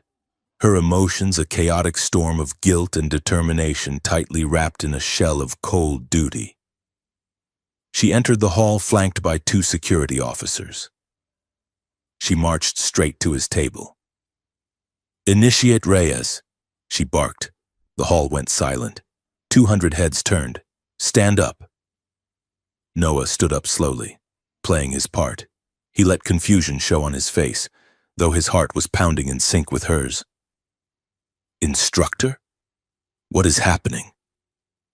Lyriel looked at him with a sneer that looked perfectly genuine. Your performance metrics are unacceptable. The director has grown tired of your incompetence and your instability. You are a waste of Institute resources. She kicked the chair aside. It clattered loudly across the floor. We are transferring you to the containment brig until the extraction team arrives. You are too dangerous to be left among the general population. Noah felt the sting of her words. Even though he knew it was a script, it hurt. It tapped into every insecurity he had, that he was a fraud, a danger, a mistake. You cannot do that, Noah said, his voice rising. I have rights. You have nothing, Lyriel shouted, her voice cracked like a whip. You are a lab rat. Reyes, you are a biological error that we are trying to correct. Do not speak to me of rights. She grabbed him by the collar of his uniform, hauling him close. To the onlookers, it looked like aggression. But in the split second of contact, a message flashed through the bond, clear and desperate. I am sorry. I am so sorry. Hit me. You have to hit me. Noah looked into her eyes. He saw the anguish there. He grit his teeth. Get off me. He shoved her. He didn't use the core, just his own strength. Lyriel stumbled back, playing up the impact. She signaled the guards. Subdue him. The guards lunged. Noah fought, but not too hard. He let them pin him to the table. He let them slap the magnetic cuffs on his wrists. Take him to the freight elevator, Lyriel ordered, straightening her jacket. Get him out of my sight. As they dragged him away, Noah caught one last glimpse of her. She stood amidst the silent, staring crowd, looking like the ice queen they all thought she was. But he could feel her heart breaking. The freight elevator in Sector 4 was used for waste disposal. It smelled of recycled refuse and hydraulic fluid. The two guards threw Noah inside. Lyriel stepped in after them. Destination, detention block, AA. She told the computer. The doors slid shut. The lift began to descend. As soon as they were between floors, Lyriel moved. It was a blur of motion. She struck the guard on the left with a precision nerve strike to the neck. He folded without a sound. The guard on the right reached for his stun baton. But Noah, moving on instinct, slammed his shoulder into the man's chest, knocking the wind out of him. Lyriel spun and delivered a roundhouse kick to the guard's helmet. He crumpled. Override, Lyriel gasped, rushing to the control panel. Destination, sub-level engineering. The lift jerked and changed direction. Noah slumped against the wall, rubbing his wrists where the cuffs had bit into his skin. The core was humming wildly, agitated by the violence. That was convincing, Noah said, breathing hard. Lyriel was stripping the armor off one of the unconscious guards. Her hands were shaking. I hated it, she whispered. Every word tasted like poison. She looked at him, her eyes searching his face. Are you all right? I am fine, Noah said. He reached out and touched her arm. The bond flared, warm and reassuring. You are a terrible actress, by the way. You twitched your left ear fin when you called me a lab rat. Lyriel let out a shaky breath that might have been a laugh. Only you would notice that. Put these on. She tossed him a set of greasy technician coveralls she had pulled from a storage locker under the panel. We are maintenance crew now. Checkpoint Charlie is rigorous. If we look like fugitives, they will shoot. If we look like tired workers fixing a sewage leak, they will not look twice. The sublevels of Arcturus Gate were a labyrinth of steam pipes, dripping condensation, and flickering lights. It was hot, humid, and loud. Noah tugged at the collar of the coveralls. They were 3 sizes too big. I look ridiculous, he muttered. You look like a level 2 hydrotech, Lyriel said. She had tied her hair back and smeared grease on her cheek. She looked surprisingly natural in the rough clothing, though her posture was still too perfect. Walk with a slouch, she instructed. You walk like you are late for a lecture. Walk like you are paid by the hour and you hate your supervisor. Noah slumped his shoulders and dragged his feet. Like this? Better. They reached a blast door marked Authorized Personnel Only. A keypad blinked red. Lyriel checked the corridor. Clear. Open it, she whispered. Noah looked at the panel. It was alien script, complex and shifting. I do not know the code, he hissed. Use the core, she said. It can interface with electronic systems. Just touch it. Ask it to open. Noah placed his glowing hand on the panel. He closed his eyes. Open, please. The panel sparked. Smoke poured out. A loud clunk sounded from the door, but it didn't move. Subtle. Lyriel deadpanned. I am a historian, not a hacker, Noah whispered defensively. I think I welded it shut. Lyriel sighed. She produced a small multi-tool from her pocket, jammed it into the fried panel, and twisted. With a hiss of hydraulics, the door pried open. Terrible smuggler, she teased, slipping through the gap. Noah followed her, grinning despite the danger. Remind me to give you a performance review later. They were in a narrow service shaft now, climbing a vertical ladder inside a cargo lift tube.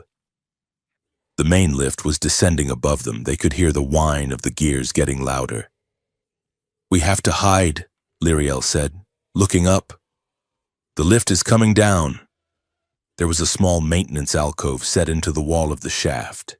It was a cutout meant for checking cables, barely 3 feet deep. In here, she ordered. They scrambled into the alcove just as the massive shadow of the cargo lift passed overhead. The space was tiny. They were forced to press their bodies together against the back wall, chest to chest, tangled in the dark. The lift passed, its magnetic brakes screeching. It stopped just below them, blocking the exit. They were trapped in the dark. The only light came from the violet glow of the inscriptions on Noah's skin. It cast deep shadows on Lyriel's face. Noah could feel her heart beating against his chest. It was hammering. The heat in the small space rose instantly. The core reacted. It did not hum with danger. It hummed with something else, a deep, resonant thrum of desire and proximity. Lyriel looked up at him. Her breathing was shallow. We are safe for a moment, she whispered. Noah did not answer. He was overwhelmed. The bond was wide open. He could feel every sensation she felt. The rough fabric of his coveralls against her hands, the heat of his skin, the intoxicating scent of him mixed with the ozone of the shaft. Lyriel, he breathed. She trembled. The cool mask of the instructor was gone. There was only the woman, stripped bare by the adrenaline and the dark, the core. She started, her voice sounding wrecked. It is amplifying this. It is making us feel. No. Noah interrupted softly. He moved his hand, cupping her cheek. His thumb brushed the bioluminescent markings on her neck. They flared bright blue at his touch. The core makes it louder, Noah said. But it does not make it real. I felt this before I touched the artifact. I felt it the moment you walked into that lecture hall and looked at me like I was dirt. Lyriel let out a choked laugh. I did not think you were dirt. I thought you were trouble. I am trouble, Noah whispered. He leaned his forehead against hers. I am scared. Lyriel, I am scared we are going to die down here. And I do not want to die without telling you that. That you are the only reason I am still fighting. Lyriel's hands came up to grip his arms. Her fingers dug in. You are not allowed to die, she whispered fiercely. That is an order. A sudden clang from the shaft below made them both jump. A wave of pure, distilled fear crashed through the bond. The fear of being found.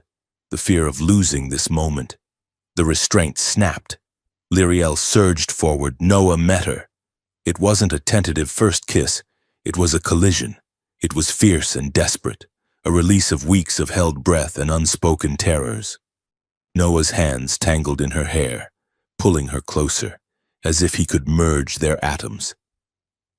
Lyriel made a sound in her throat, a soft, desperate whimper, and pressed her body against his, crushing the space between them. The core flared blindingly white. The sensation was overwhelming. It wasn't just lips and tongue. It was a psychic supernova. Noah felt her soul wrap around his. He tasted her memories, the loneliness of her childhood, the cold perfection she forced herself to maintain, and the burning molten core of passion she hid from the world. And she felt him, his stubborn hope, his righteous anger, and the depth of his love for her, vast and terrifying. They clung to each other, gasping, kissing until their lungs burned, trying to say everything in the span of a few heartbeats. The cargo lift below hissed and began to move again. They broke apart, chests heaving, eyes wide and dazed. Noah looked at her, his lips swollen, his eyes shining. Lyriel touched her mouth, looking at him with a mix of wonder and terror. That was... She started. Dangerous, Noah finished, a crooked smile touching his lips. Lyriel straightened his collar, her hands lingering for a second too long. "We have to go," she said, her voice dropping back into its command register, though it lacked the old bite. The relay node is 2 levels down. They reached Docking Bay 94. It was supposed to be abandoned, a mothballed sector used for storage. The vast hangar was dark, filled with shadows and dust. The air was cold. Noah scanned the room with his enhanced vision. "It is too quiet," he whispered. Lyriel pulled her sidearm, a stunner she had taken from the guard. "Stay behind me. The node access is on the far wall." They moved through the shadows, weaving between crates of surplus engine parts. They were 20 meters from the access panel when the floodlights slammed on. Blindness. Absolute, searing white light from every angle. Noah threw his hands up, shielding his eyes. Lyriel crouched, raising her weapon. "Drop it. Instructor Voss." The voice boomed over the loudspeakers. It was Kalar. Lyriel hesitated, squinting into the glare. She saw silhouettes on the gantry above, dozens of them. "Snipers. Drop it, or we vaporize him." Lyriel slowly lowered the weapon. She placed it on the deck and kicked it away. "Smart," Kalar said. The director walked out from behind a stack of crates. He was flanked by a squad of elite Dominion shock troopers in heavy armor. Beside him stood Ambassador Sterling, looking smug. "You are predictable. Lyriel," Kalar said, shaking his head. "Did you really think you could stage a breakout on my station without me noticing? The guard you knocked out in the elevator? He has a tracker. He stopped 10 paces away. I knew you would run." Kalar continued, his voice conversational. "In fact, I counted on it. I needed to see who else would help you. Who in the lower decks would open a door? Who would look the other way? You have been very helpful in flushing out the rat lines. Lyriel, we have rounded up 6 dissidents in the last hour thanks to your little path." Noah stepped forward, placing himself in front of Lyriel. "You used us," he spat. "Of course I used you," Kalar said. "That is what power is." He gestured to the troopers. "Secure the asset and arrest the traitor." The troopers moved in. "Wait!" Lyriel shouted. She stepped out from behind Noah. She stood tall, her uniform dirty, her hair wild, but her presence unbroken. "Director," she said, "initiate Reyes as compliant. There is no need for force. I surrender him to your custody." Noah looked at her, betrayed. "Lyriel, quiet." "Noah," she snapped. She looked at Kalar. "I have fulfilled my role. The dissidents are exposed. The asset is ready for calibration. I am returning to duty." Kalar laughed. It was a dry, rasping sound. "Nice try." Lyriel, but you kissed him. The silence in the hangar was absolute. We have audio in the shafts, Kalar said, smiling cruelly. We heard everything. You are the only reason I am fighting. Touching, truly. He shook his head. You are not returning to duty. Lyriel, you are done. He turned to the lead trooper. Killer, take the boy. No! Noah screamed. The core exploded with light. A shockwave of violet force blasted outward, knocking the troopers back. But Kalar had anticipated this. He pressed a button on a remote in his hand. A high-frequency whine filled the air. The same frequency the assassin had used, but amplified 1,000 times. Noah collapsed, screaming, clutching his head. The core's energy fizzled and died. He writhed on the floor, helpless. Lyriel lunged for him, but 2 troopers grabbed her. They slammed her to her knees, forcing her head down. Kalar walked over to Lyriel. He looked down at her with contempt. You had such promise, he said. He drew a pistol and aimed it at Noah's head. Actually, change of plans. The Earth ambassador is right. The boy is too volatile. We can extract the core from his corpse. It will be messy, but necessary. Lyriel struggled against the guards. Kalar, do not do this. Kalar ignored her. He thumbed the safety off. Say goodbye to your pet, Lyriel. Lyriel looked at Noah. He was looking at her, tears streaming down his face, mouthing her name. Time seemed to slow down. Lyriel saw the gun. She saw the finger tightening on the trigger. She had a choice. She could watch him die and maybe survive to fight another day. Or she could do the one thing a Voss never did. She could break the law. She didn't think. She didn't calculate. She screamed. It was a primal sound, amplified by the remnants of the bond. With a surge of hysterical strength, she threw the guards off her. She didn't run away. She ran toward the gun. Kalar fired. Lyriel threw herself into the path of the bolt. But she didn't just take the bullet. She slammed into Kalar, tackling him.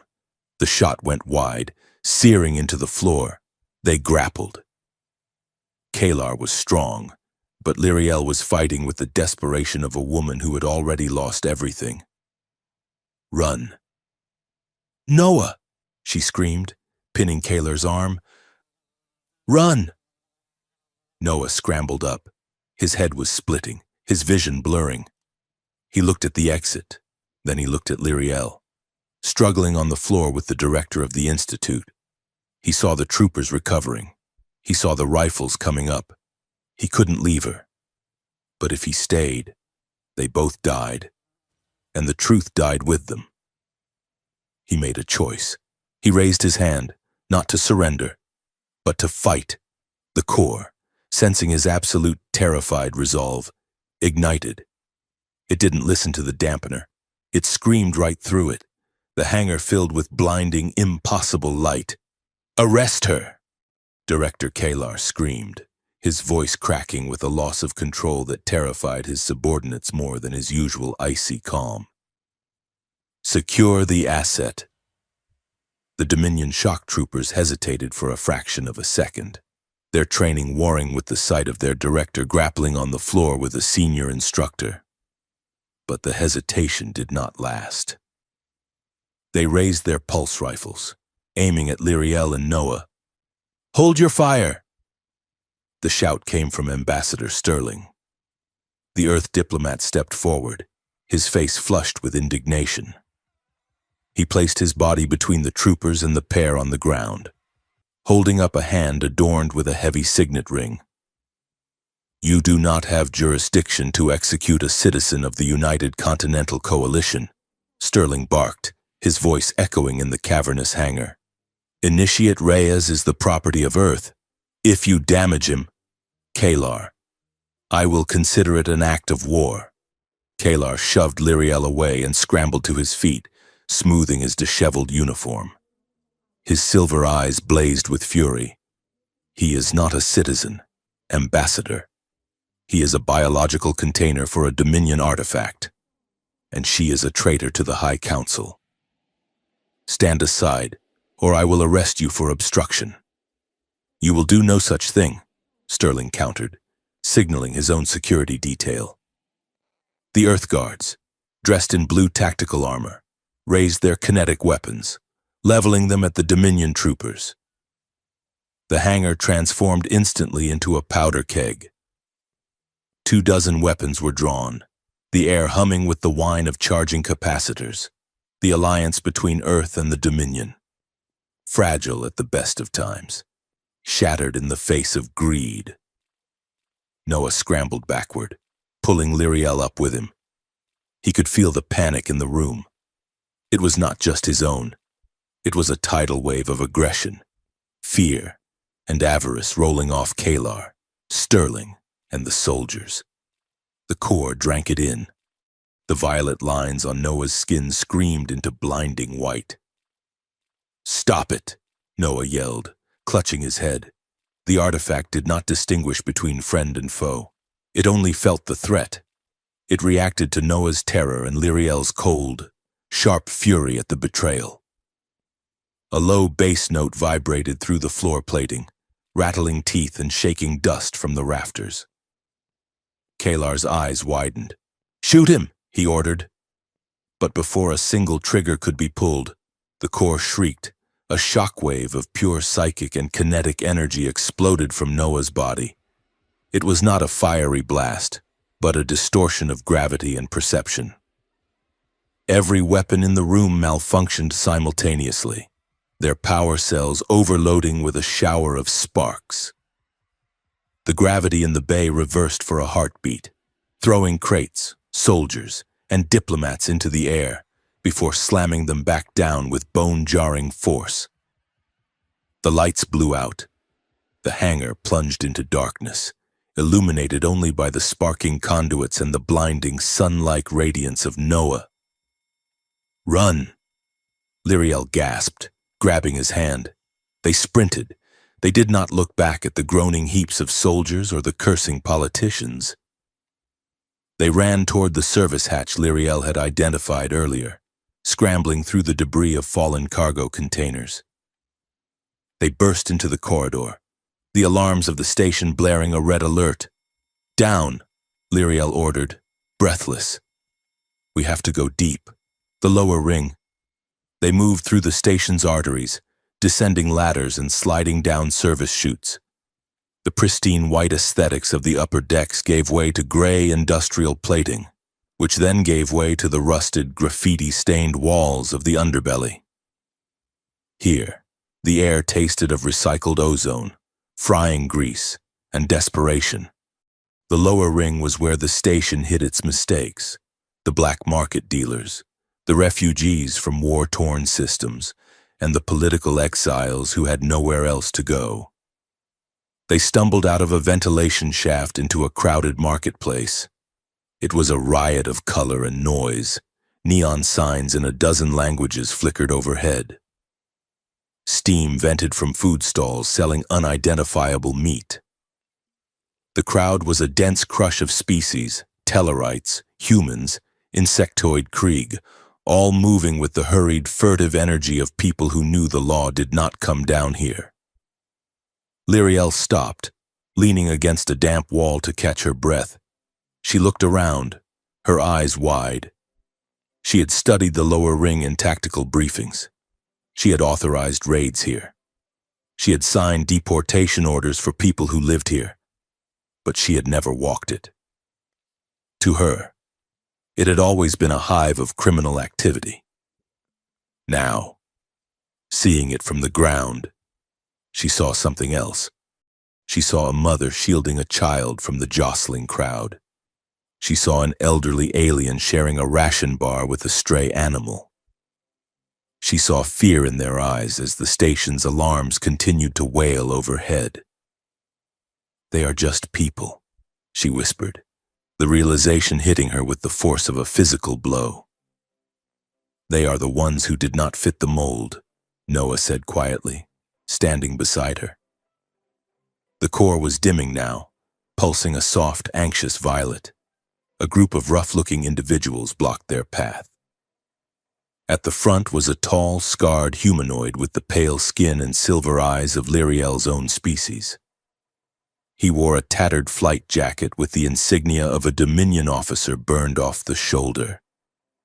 "Well, well," the man sneered, stepping forward. "If it isn't Instructor Voss, the Ice Queen herself, slumming it with the rats."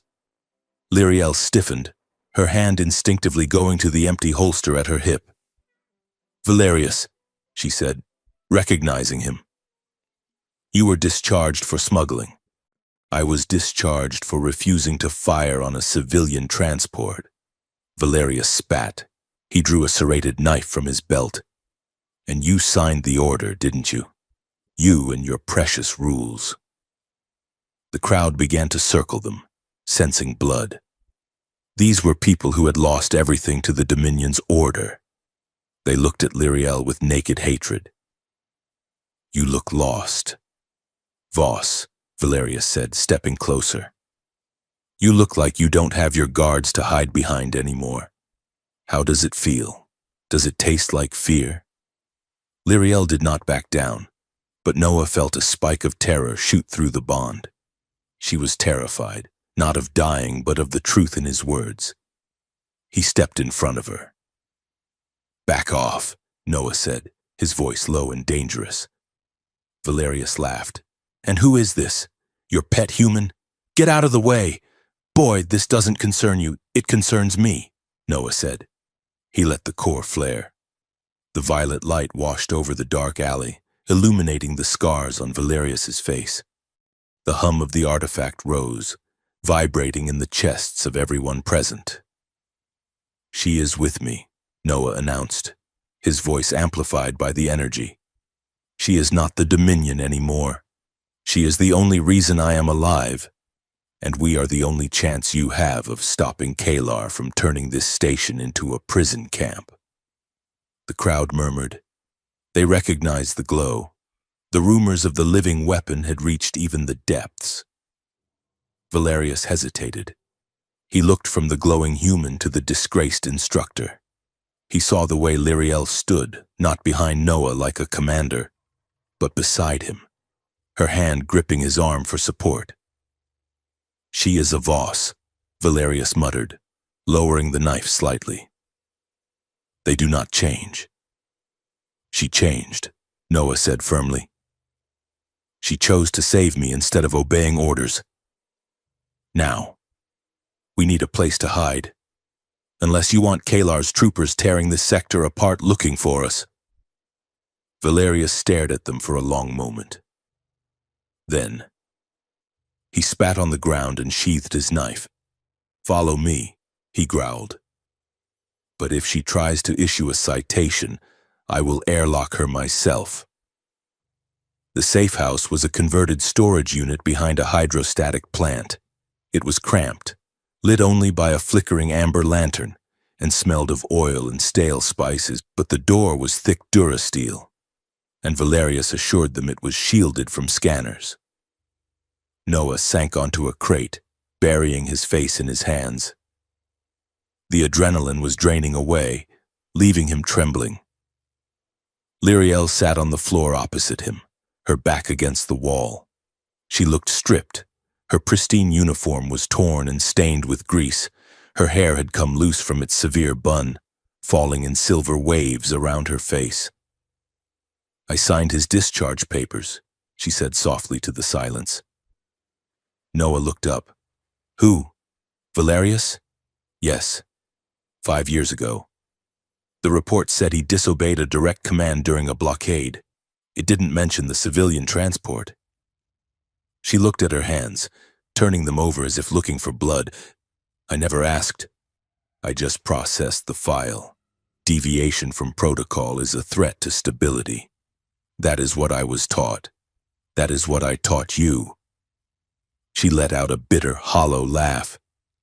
"I walked through that market, Noah, and I realized I have been the villain of this story. All my life, I thought I was the shield, but I was just the boot." Noah slid off the crate and sat on the floor beside her. He did not touch her yet. He just offered his presence. You were doing what you thought was right, he said. I was doing what was easy, she corrected sharply. It is easy to follow rules. It is easy to be stone. It is hard to look at a smuggler and see a person. It is hard to look at a student and see. She trailed off, her silver eyes meeting his. See what? Noah whispered. See the one thing I cannot control, she admitted. The air in the small room shifted. The flickering amber light caught the violet pulse of the core, creating a warm, bruised twilight between them. Noah, she said, her voice dropping to a hush. When we were in the lift, when we kissed, I told myself it was the adrenaline.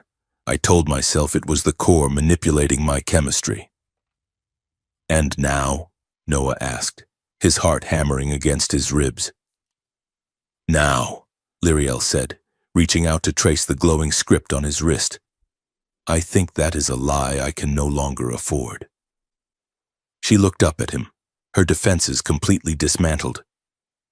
My attraction to you, it feels like a rebellion. Every time I look at you, I am breaking 100 laws of my people. I am disobeying my mother. I am betraying my rank. And the terrifying part is, I do not care. I want to break them. I want to burn the rule book if it means I can keep touching you. Noah felt the truth of her words through the bond. It was raw, terrifying, and exhilarating. He reached out and took her hand.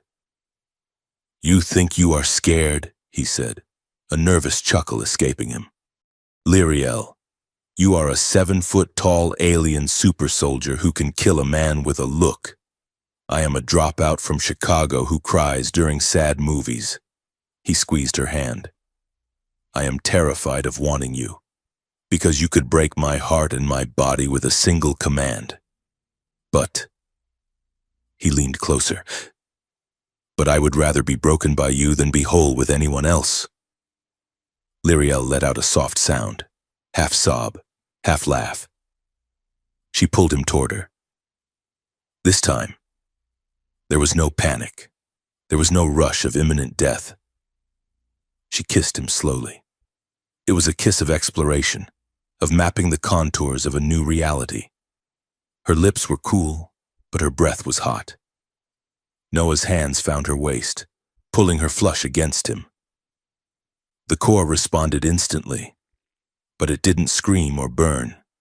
It hummed a deep, resonant cello note of pure contentment. The light on Noah's skin shifted from the harsh neon of combat to a soft, golden warmth, like the embers of a dying fire. Lyriel pulled back just an inch, her forehead resting against his. It is warm, she whispered in wonder. It is not burning me. Because we aren't fighting it, Noah said breathless. We aren't fighting each other. A sharp knock on the door shattered the moment. Valerius entered without waiting for an invitation. He carried a bulky, jury-rigged transmitter. If you two are done gazing into the abyss, he grunted, placing the device on a crate. We have a problem, and an opportunity. He gestured to the transmitter. My network has access to a deep space relay. We can punch a signal through the jamming. If you have data on the core, we can broadcast it. We can show the galaxy what Kalar and Sterling are planning. Noah stood up, the golden light fading back to a steady violet. We have the data, he said. The core recorded everything, the meetings, the compliance protocol, the history of the progenitors. Good, Valerius said, but here is the problem. If we send this, it goes everywhere, not just to the news feeds, to the colonies, to the fleets. So, Noah asked, that is the point. The truth sets you free, right? Valerius looked at him grimly. The truth destroys empires, kid. If the colonies find out the High Council was planning to lobotomize them, they will revolt. The Dominion will fracture. Civil war will break out in a dozen systems. Earth's government will collapse. Supply lines will be cut. People will starve. He crossed his arms. You release this, and you light a match in a room full of gas. Millions could die in the chaos. Lyriel stood up slowly. The weight of her training came rushing back, but tempered now by her new perspective. He is right, she said. The progenitors fell because they enforced order without consent. But if we destroy all order overnight, we invite anarchy. She looked at Noah. We have to choose. Do we release everything and risk burning the galaxy down? Or do we curate the truth? Noah ran a hand through his hair. Curate the truth? That sounds like something Kalar would say. Only tell them what they need to know. It is not about deception, Lyriel argued gently. It is about mercy. We expose the conspiracy. We expose Kalar and Sterling. But maybe we do not release the blueprints for the mind control device. Maybe we do not release the names of every compromised official until there is a structure to replace them. Noah paced the small room. So we become the editors of history? Who gave us that right? No one, Lyriel said. But we are the ones holding the pen. Noah looked at her. She stood there, tattered and tired, but radiating a quiet wisdom. You are annoying when you are right, he muttered. Lyriel raised an eyebrow. I am always right. It is one of my most attractive qualities. Noah snorted. You are the galaxy's most gorgeous moral philosopher. You know that? It is very distracting. Lyriel rolled her eyes, but a dark indigo flush crept up her neck, lighting up her bioluminescence. Focus. Initiate. We need to reach the transmitter array on the outer hull to boost the signal. This portable unit won't cut it for a galactic broadcast. Valerius nodded. The outer maintenance trusses are the only way. But you'll be exposed. We will take the risk, Noah said. The airlock to the outer trusses hissed open. They had scavenged EVA suits from the black market. They were old, bulky, and patched with kinetic tape. Noah's suit was a dull orange industrial model. Lyriel's was a faded miner's rig. Magnetic boots engaged, Lyriel said over the comms. Her voice was tinny in Noah's earpiece. Engaged, Noah confirmed. He took a step. The heavy clank of the magnets locking onto the hull vibrated through his bones. They stepped out into the void. The view was vertiginous. They were walking on the skeletal spine of the station. Above them, or below, depending on perspective, the gas giant churned, a wall of violent storms filling the entire sky. The stars were hard, unblinking points of light. It is big, Noah whispered. Keep your eyes on the walkway, Lyriel instructed. The gravity plating here is spotty. Do not trust your weight to it. Trust the magnets. They moved slowly along the truss, a narrow beam of durasteel suspended over infinity. Suddenly, a warning chime sounded in their helmets. Energy signature detected. The suit computer droned. Kalar, Lyriel hissed. He is tracking the core. A skiff, a small, agile security craft, rose from beneath the station's ring. Its searchlights swept across the trusses. Run! Lyriel shouted. They tried to run, but the magnetic boots made it a clumsy, heavy lurch. The skiff fired. Laser cannons strafed the truss. The beam didn't hit them, but it sliced through the support strut ahead of Noah. The metal sheared away, twisting into the void. Noah scrambled to stop, but his momentum carried him forward. He stepped onto the severed section. The metal groaned and tilted. Noah! The section broke free. Noah fell. He didn't scream. The silence of space swallowed him. He tumbled backward, the station receding, the gas giant spinning wildly in his vision. His magnetic boots were useless against the vacuum. A cable snapped taut. He jerked to a halt, the force knocking the wind out of him. He looked up. Lyriel was kneeling on the edge of the broken truss, her boots locked down. She had clipped her safety tether to his waist ring before they stepped out. She was holding the line with both hands, straining against the physics of his momentum. "Pull yourself up," she grunted over the comms. Noah grabbed the tether. He activated his suit's micro-thrusters, but they sputtered and died. "Old tech! I can't!" Noah yelled. "The thrusters are dead!" Lyriel didn't hesitate. She unlocked her boots. "Lyriel, what are you doing?" She jumped. She dove into the void after him. Using her own momentum and the slack in the line, she collided with him. She wrapped her arms around his waist, slamming her chest plate against his. "Hold on to me," she commanded. She fired her suit's grappling hook back at the main truss. It struck true, winding around a support beam. The winch whirred, screaming in protest as it took the weight of two people. They swung in a wide arc beneath the station, dangling over the endless drop of the gas giant. The winch groaned and stopped. They were hanging there, suspended in the silence. Noah looked into Lyriel's faceplate. Her eyes were wide, her breathing ragged. "You jumped," Noah whispered. "You jumped off a space station. I calculated the trajectory," she gasped, though her voice shook. "Liar," Noah said. "You just jumped." They drifted, their suits bumping together. The stars blazed around them, indifferent to their survival. Lyriel tightened her grip on him. "I could not let you go," she said, her voice dropping to a whisper that filled his helmet. "I am your mission," Noah said weakly. "No," she said fiercely. "You are not a mission. You are not a student. You are—" She paused, looking at the violet storm below, then back into his eyes. "You showed me that I am not stone, Noah. You showed me that a heart is not a weakness. I do not want to save the galaxy if it means losing you." Noah felt the tears prick his eyes. "Lyriel, I love you," she said. The words were simple, terrified, and absolute. The core flared beneath Noah's suit. It didn't explode, it didn't shockwave. It simply poured light into him, a light that felt like safety, like home. Through the bond, he felt the truth of the artifact.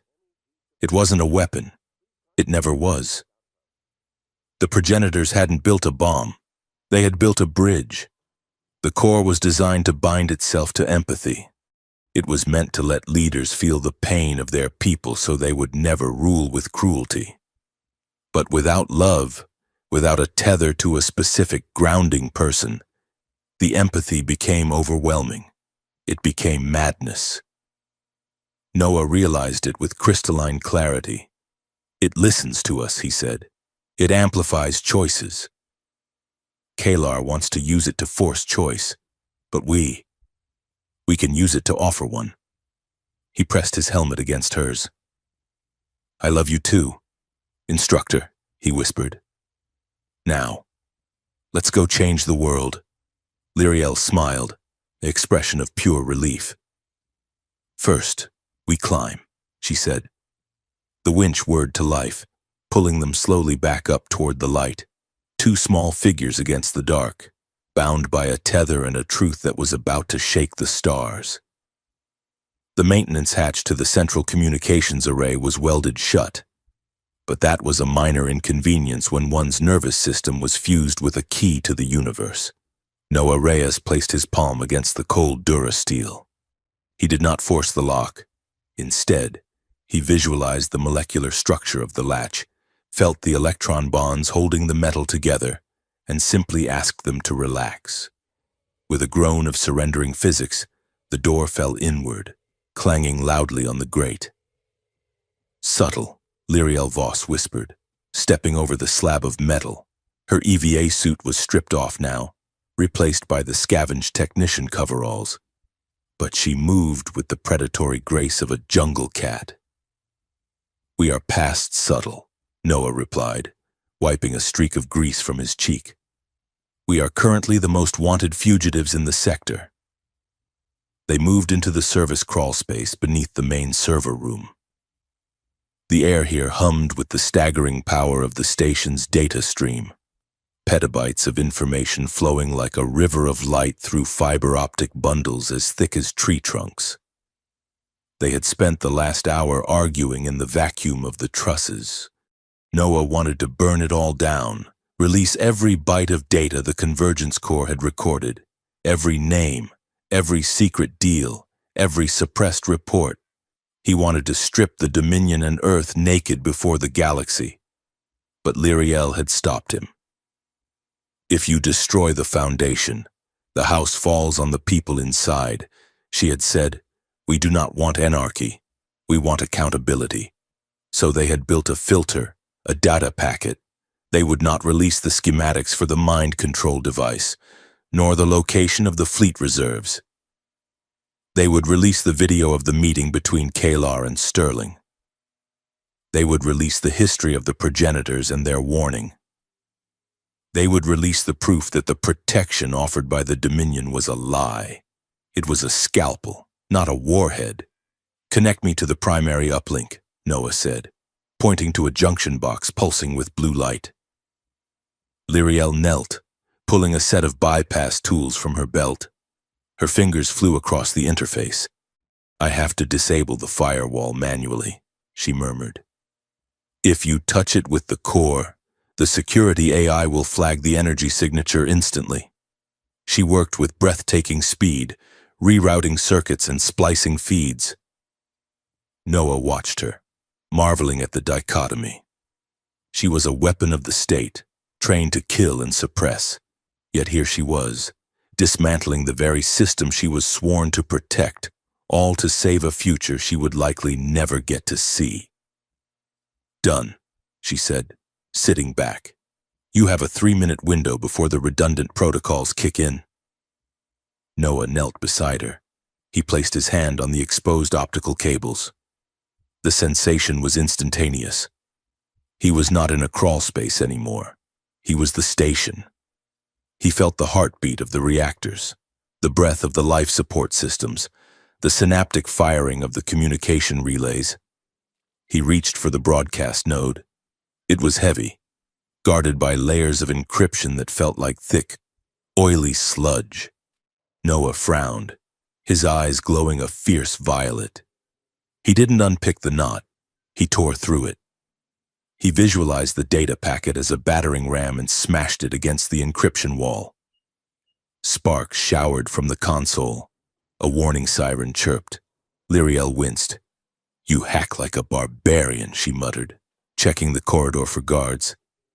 That is a sophisticated quantum algorithm, not a wooden door. It opened, didn't it? Noah grunted, sweat beading on his forehead. The core surged. It was feeding on the massive data influx. And for a moment, the distinction between Noah's mind and the machine vanished. The visions hit him then.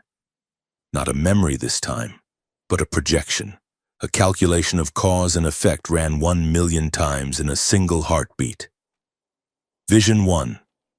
He saw himself standing on a podium. Lyriel was beside him, wearing robes of white and gold. They were rulers. They had used the core to enforce the truth. They had forced Kalar to confess, forced the council to step down. But the people below them were not cheering. They were quiet. They obeyed because they feared the glowing man who could see their thoughts. Noah looked at his hands in the vision. They were stained with ink and blood. He had created peace, but he had murdered trust. Vision 2. He saw the core shattering. He destroyed it to keep it from Kalar. The explosion took the station with it. In the vacuum, the Dominion cracked. Warlords rose. Earth collapsed into civil war. The galaxy burned for 500 years because there was no one left to hold the center. Noah gasped, pulling his hand back from the cables as if burned. He fell back against the bulkhead, shaking. Noah? Lyriel grabbed his shoulders. What did you see? I saw the trap, Noah wheezed. If we force them to change, we become tyrants. If we walk away, we become cowards. He looked at her, his eyes desperate. We cannot make them choose the right path. Lyriel, we can only show them the map. They have to walk it themselves. Lyriel nodded, her face grim. That is the lesson Kalar never learned. He thinks people are clay to be molded. They are not. They are seeds. You can only provide the light. She helped him stand. Upload it. Not as a command, as a question. Ask them what they want their future to be. Noah reached out again. He touched the cables gently this time. He didn't smash the wall. He permeated it. He sent the data packet into the stream, tagged with a simple header. The truth. The console turned green. Transfer complete. Now we run, Lyriel said. But the door to the server room slid open with a hiss. We are done running, a voice announced. They turned. Standing on the walkway above the server banks was Director Kalar. He was not alone. Ambassador Sterling stood beside him, looking pale but resolute, clutching a heavy pulse pistol. Flanking them were 12 Dominion Praetorian guards, the elite of the elite, encased in black plasteel armor that hummed with kinetic shielding. You really are persistent, Kalar said, his voice amplified by the room's acoustics, and deeply disappointing. He walked down the stairs, his movements unhurried. You think broadcasting a few videos will stop us? Kalar asked. You think the galaxy cares about morality? They care about stability. Noah, they care that the trade routes are open and the pirates are suppressed. They will forgive any atrocity if it guarantees their comfort. He stopped 10 meters away. You are a child trying to lecture a storm. Noah stepped forward. The core was humming against his ribs, a steady rhythmic thrum. He didn't feel fear anymore. He felt clarity. You are wrong, Noah said. His voice was not loud, but it carried. You think people are weak. You think they need a shepherd.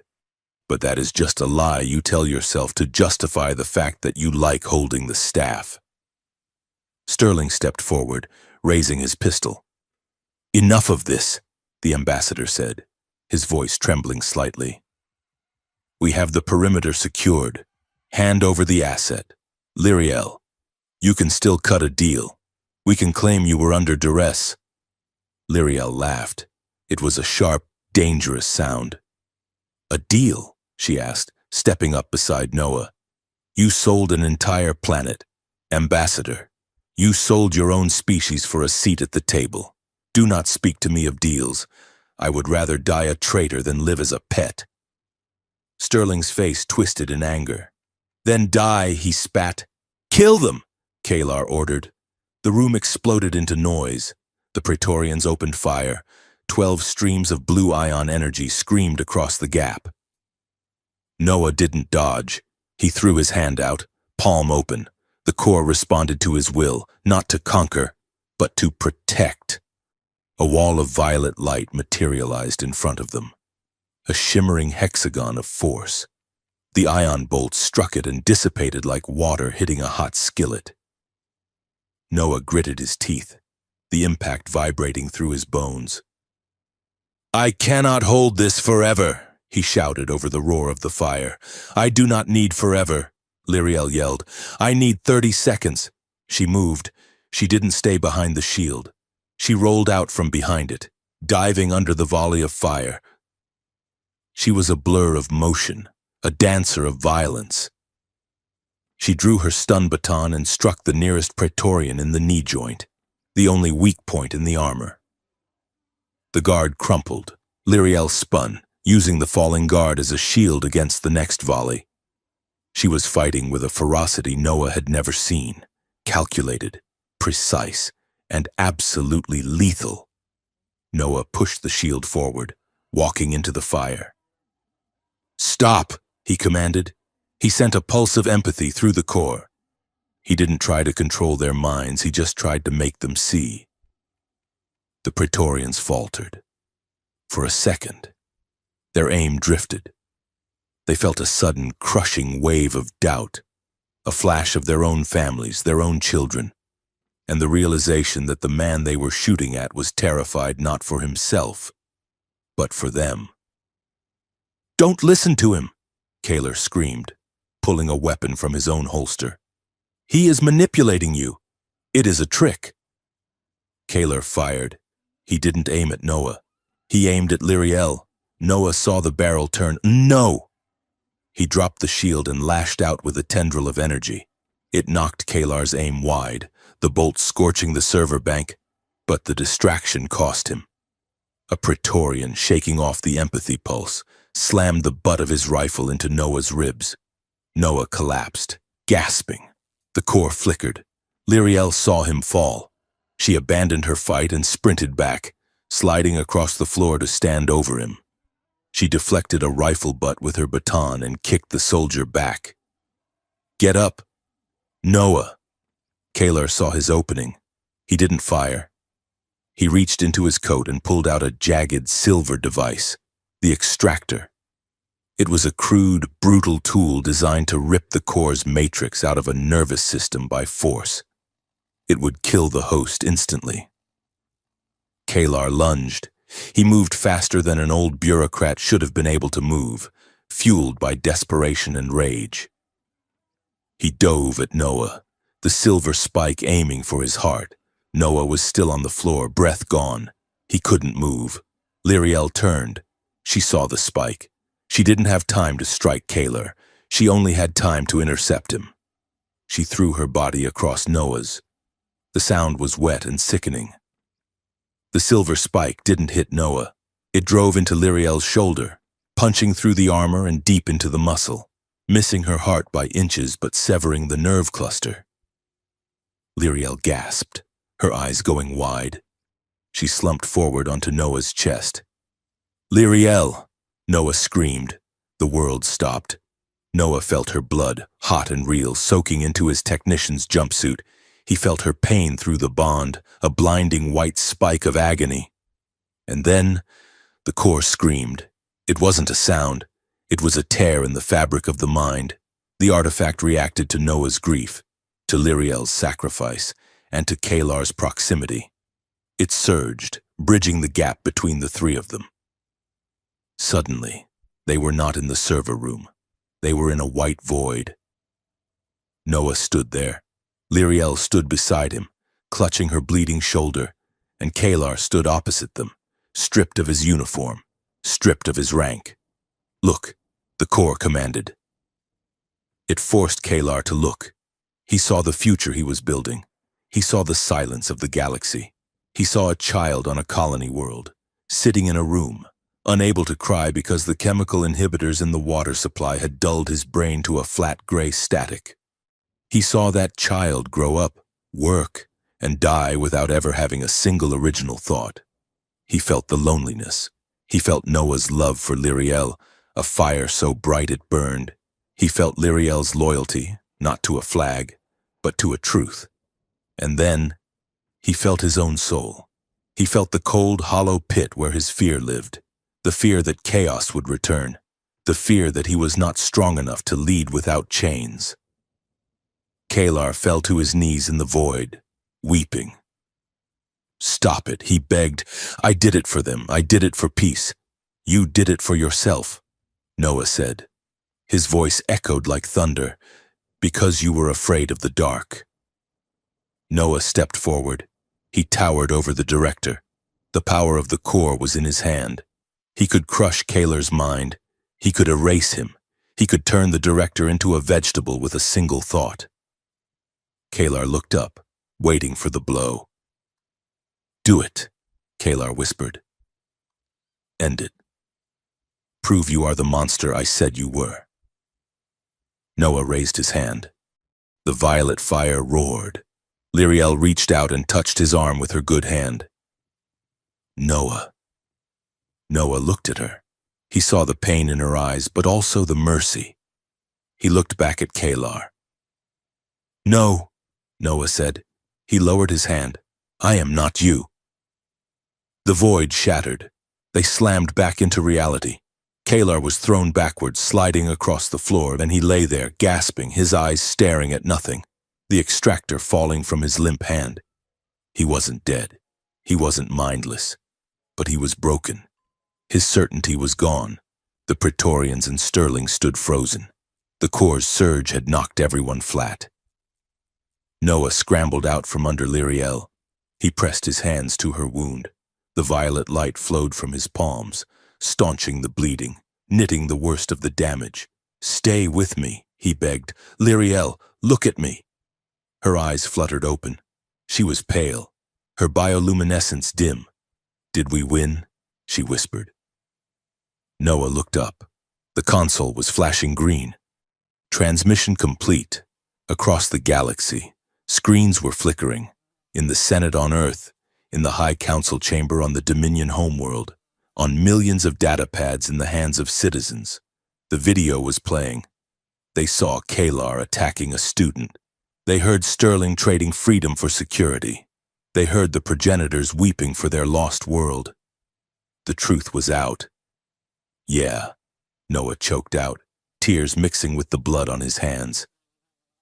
"We won." Ambassador Sterling scrambled to his feet, looking at his datapad. He saw the feeds. He saw his career incinerated in real time. "You fools!" he shrieked. "You have ruined everything." He raised his pistol again. "Drop it! Ambassador!" The Praetorian captain stepped forward. He aimed his rifle not at Noah, but at Sterling. The captain looked at Noah, then at the broken form of Director Kalar. He took off his helmet and dropped it on the floor. "We saw," the captain said quietly. "The link, we saw it too." He looked at Sterling with disgust. "The Dominion does not serve traitors. You are under arrest." The weeks that followed were not the clean, happy ending of a hollow film. They were messy. They were loud. They were real. The broadcast had done exactly what Lyriel feared and what Noah hoped. It woke everyone up. Riots broke out on 3 Dominion worlds. The Earth government collapsed, the Prime Minister resigning in disgrace. Ambassador Sterling was in a holding cell awaiting trial for conspiracy against humanity. Director Kalar was in a psychiatric facility, catatonic, lost in the maze of his own guilt. But the galaxy did not burn. People protested. They argued. They demanded answers. And for the first time in centuries, the High Council had to listen. A compromise was brokered. The Interstellar Relic Institute was stripped of Dominion control. It was placed under the jurisdiction of a new, multi-species independent council. And the Corps stayed where it was. The viewing deck on Arcturus Gate was quiet. The repairs were still ongoing. Scorch marks marred the white walls. But the view of the gas giant was as breathtaking as ever. Noah leaned against the railing. He wore civilian clothes, a simple jacket and trousers. The violet lines on his skin were faint, a soft hum rather than a roar. Lyriel stood beside him. Her arm was in a sling, and she moved a little slower, but the steel was back in her spine. "The council sent the final draft of the agreement," she said, looking out at the storm. "And?" Noah asked. "They agreed to the oversight committee. You are to remain the bearer, but you will be monitored by a team of rotating scientists from neutral worlds. And I am to be reinstated as chief instructor." Noah smiled. He turned to face her. "Chief Instructor Voss has a nice ring to it." Lyriel didn't smile back immediately. She looked at him with an intensity that made his breath hitch. "They wanted to separate us," she said. "The council argued that our emotional bond compromised the security of the artifact. They wanted to assign you a new handler." Noah's heart stopped. "What did you tell them?" "I told them," Lyriel said, stepping closer, "that the bond is the only security the artifact has. I told them that without love, power is just a loaded gun waiting for a target." I told them that if they tried to separate us, they would have to find a new station to house the Institute, because I would tear this one apart. Noah let out a breath he didn't know he was holding. You threatened the High Council? I informed them of the variables, she corrected, a ghost of a smile touching her lips. She reached out with her good hand and took his. Her fingers interlaced with his, cool skin against warm light. I chose this. Noah, she whispered. I chose you. Not because of the core, not because of the mission, but because when I look at the future, the only version of it that makes sense is the one where you are standing next to me. Noah squeezed her hand. We have a lot of work to do, he said. The galaxy is a mess. It is. Lyriel agreed, but it is an honest mess, and we will clean it up, together. Whatever comes next, Noah promised, looking at the stars. We face it as equals. 1 year later, the deep vault was cold. The air smelled of history and dust. A new group of recruits stood in a semicircle. They were young, terrified, and eager. There was a Hylian with fluttering gills, a rock-skinned Tellarite, and a human girl who looked like she was about to throw up from nerves. In the center of the room, the pedestal was empty, but standing next to it was Lyriel Voss. She wore the uniform of the chief instructor, pristine and terrifying. But there was something different about her eyes. They weren't cold mirrors anymore. They were bright, alive. Beside her stood Noah Reyes. He wasn't wearing a uniform. He wore a simple instructor's tunic, his sleeves rolled up to reveal the faint, beautiful script glowing on his forearms. Lyriel looked at the students. She waited for the silence to be absolute. Welcome to the vault, she said. Her voice was the same low, serious tone that had terrified Noah on his first day. Behind you are items that have shaped history. They are powerful. They are dangerous. She paused, looking at the human girl. You have been told that your duty is to control them. That is a lie. You cannot control history. You can only understand it. She glanced at Noah. He smiled at her, a small, private thing that spoke of 1,000 shared secrets. Lyriel turned back to the class. A half-smile curved her lips. Curiosity is the engine of the universe. But remember this. Curiosity without conscience is catastrophe. She gestured to the empty pedestal, then to the glowing man beside her. Touch nothing, she warned, her voice softening just enough to show the heart beneath the stone. Unless you are ready for the responsibility that comes with it. Noah winked at the students. The core pulsed once, a heartbeat of violet light, a living reminder that the most dangerous things in the universe were also the only things worth saving.